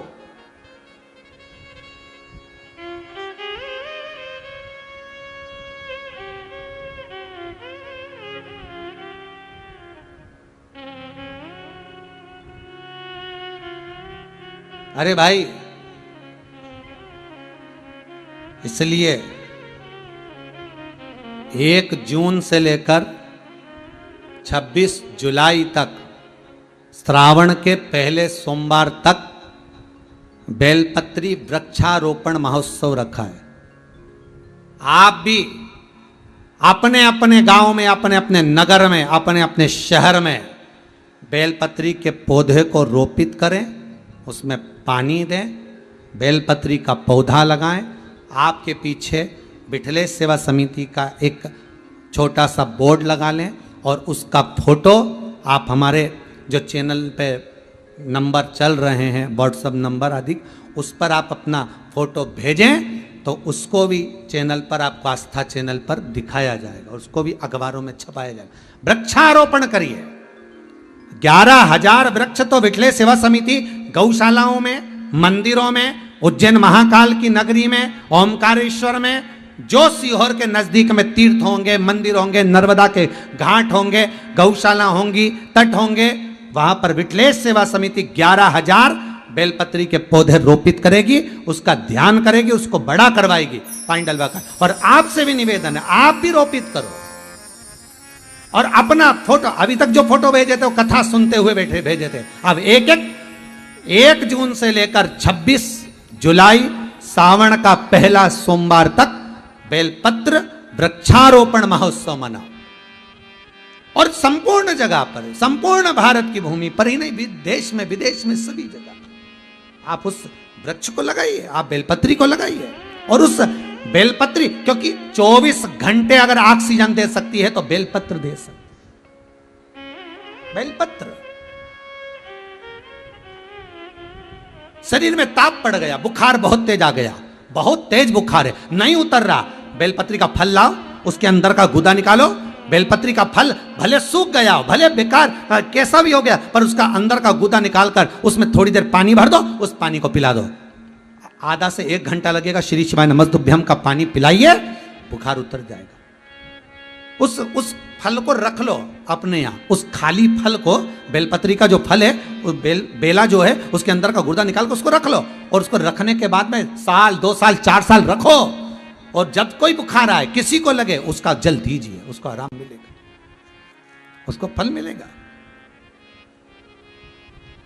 उसकी प्राप्ति होगी, आपको उसका आनंद होगा।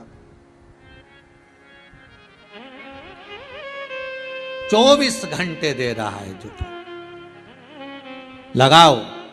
1 जून से लेकर 26 जुलाई तक, सावन के पहले सोमवार तक, आप भी विठले सेवा समिति के साथ में, आप भी शिव महापुराण के साथ में, शिव मंदिर का निर्माण नहीं कर सकते तो शंकर के एक वृक्ष का, अर्थात बेलपत्री के वृक्ष का लगाकर उसका पोषण करिए,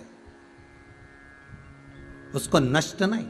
शिवरात्रि आती है, सावन के सोमवार आते हैं, सावन के सोमवार आए और तुमने फूल वाले से कहा, माली से कहा, जरा हमको लाकर दीजिए बेलपत्री, वो जाता बड़ी बड़ी डालियां काट काट कर लेकर आता है, बड़ी बड़ी डालियां काट कर लेकर आता है, और आपको लाकर बेलपत्री दे देता है। आप शंकर जी को चढ़ा देते हो, सोचते हो शंकर जी प्रसन्न हो जाएंगे। नहीं नहीं, शिव महापुराण की कथा कहती है, कभी किसी वृक्ष को तुमने लगाया, पहले बेलपत्री का वृक्ष कहीं लगाओ, उसमें जल डालो, उसका पोषण करो, तब बेलपत्री चढ़ाओगे तो उसका फल 1000 गुना तुम्हें प्राप्त होगा, 1000 गुना।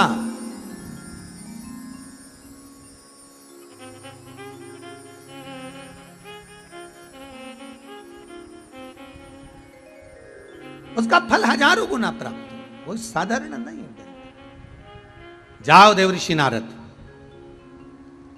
चंद्रभागा नदी के तट पर बेलपत्री के वृक्ष है।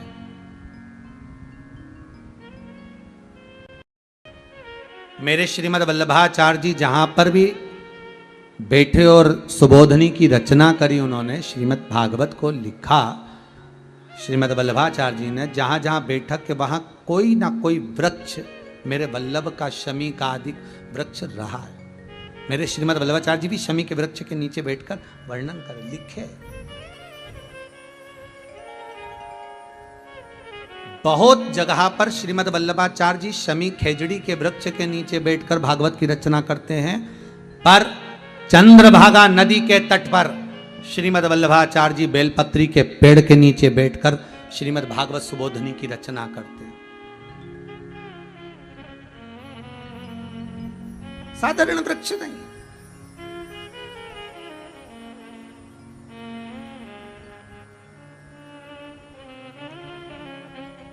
उस वृक्ष तक पहुंचे। देवऋषि नारद जाइए, एक सुख देने वाला है। जैसे सिन्हा परिवार जमशेदपुर से बैठकर कथा का रसास्वादन कराकर संपूर्ण ब्रह्मांड को एक एनर्जी दे रहा है, एक आनंद दे रहा है, एक सुख प्रदान कर रहा है। आप अगर वृक्ष लगा दोगे तो वो आज नहीं तो कल, कल नहीं तो परसों, आप रहो ना रहो, हम रहें ना रहें, पर वो वृक्ष की पत्ती शंकर को तो चढ़ेगी, वो किसी काम तो आ नहीं सकती है। वो फल टूटेगा तो कोई तो खाएगा, किसी को तो लाभ मिलेगा, उसकी छाया में कोई तो सुख पाएगा। कोई एक बार बैठकर शंकर का नाम ही ले गया तो ही फल मिल गया।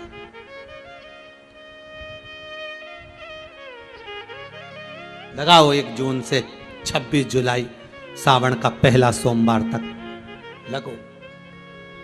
अपनी अपनी संस्था, अपनी अपनी महिला मंडल, अपने अपने दोस्तों के साथ कि हमें पीछे एक बैनर लगाना है विठलेश सेवा समिति और श्री विठलेश सेवा समिति, और नीचे लिख देना है आपका गांव का नाम, आप जहाँ के भी हो उस गांव का नाम, और उस बैनर के तले आप फोटो भेजो, आपका आस्था चैनल पर भी चलेगा।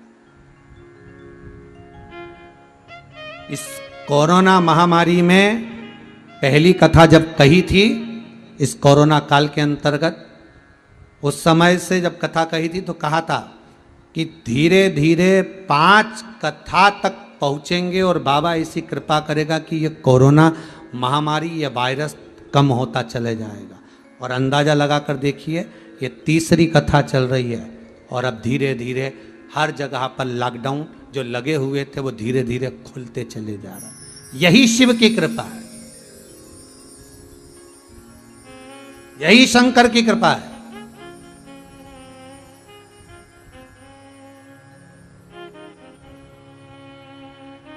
शिव उपासना में सुख ही सुख है, आनंद ही आनंद है।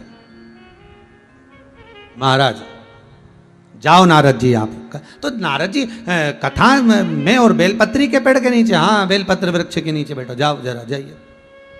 महाराज जिस बेलपत्री के वृक्ष के नीचे देवराज के प्राण छूटते हैं, शंकर नंदी लेकर आते हैं, चले जाते हैं, उसको लेकर देवराज कहता है मैं चोर हूं, मैं ब्राह्मण कुल में जन्मा पर मैंने कभी अच्छा कर्म नहीं करा, मैं कभी अच्छा कर्म नहीं कर पाया, और मेरे प्राण छूटने पर देवादिदेव महादेव आए। भगवान कहते हैं, भोलेनाथ कहते हैं, तूने प्राण भी त्यागे तो कहा।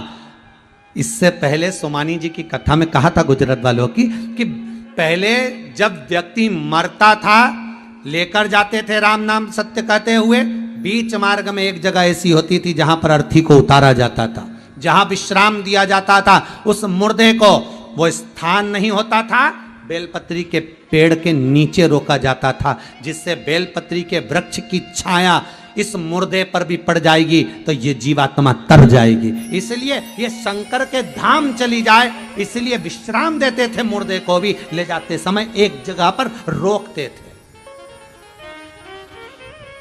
विश्राम तक, सुख तक।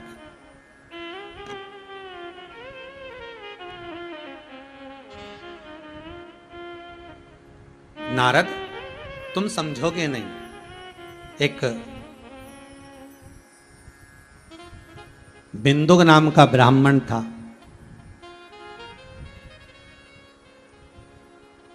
चंचुला देवी उसकी पत्नी थी,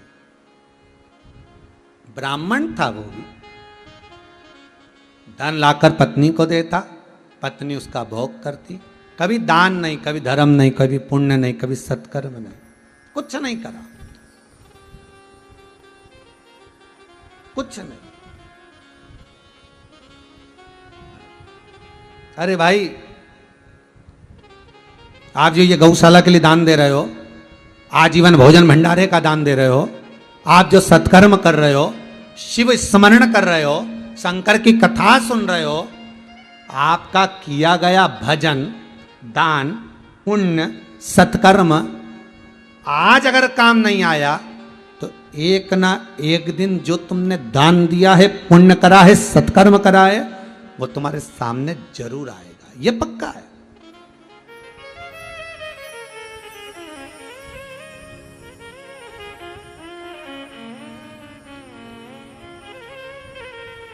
सुख सागर या फिर गीता प्रेस गोरखपुर का गो अंक कल्याण का जरूर पढ़ना। उसमें क्या लिखा है? गीता प्रेस गोरखपुर का गो अंक कल्याण का कहता है कि मंदिर, भगवान कृष्ण के जितने मंदिर हैं, भगवान के जितने मंदिर हैं, ये भगवान का ऑफिस है। क्या है ये भगवान का? जम के बोलिए, ऑफिस। जितने लोग आस्था पे करता सुन रहे हैं, बड़े ध्यान से सुनना कि जितने भारत की भूमि पर मंदिर बने हैं, जितने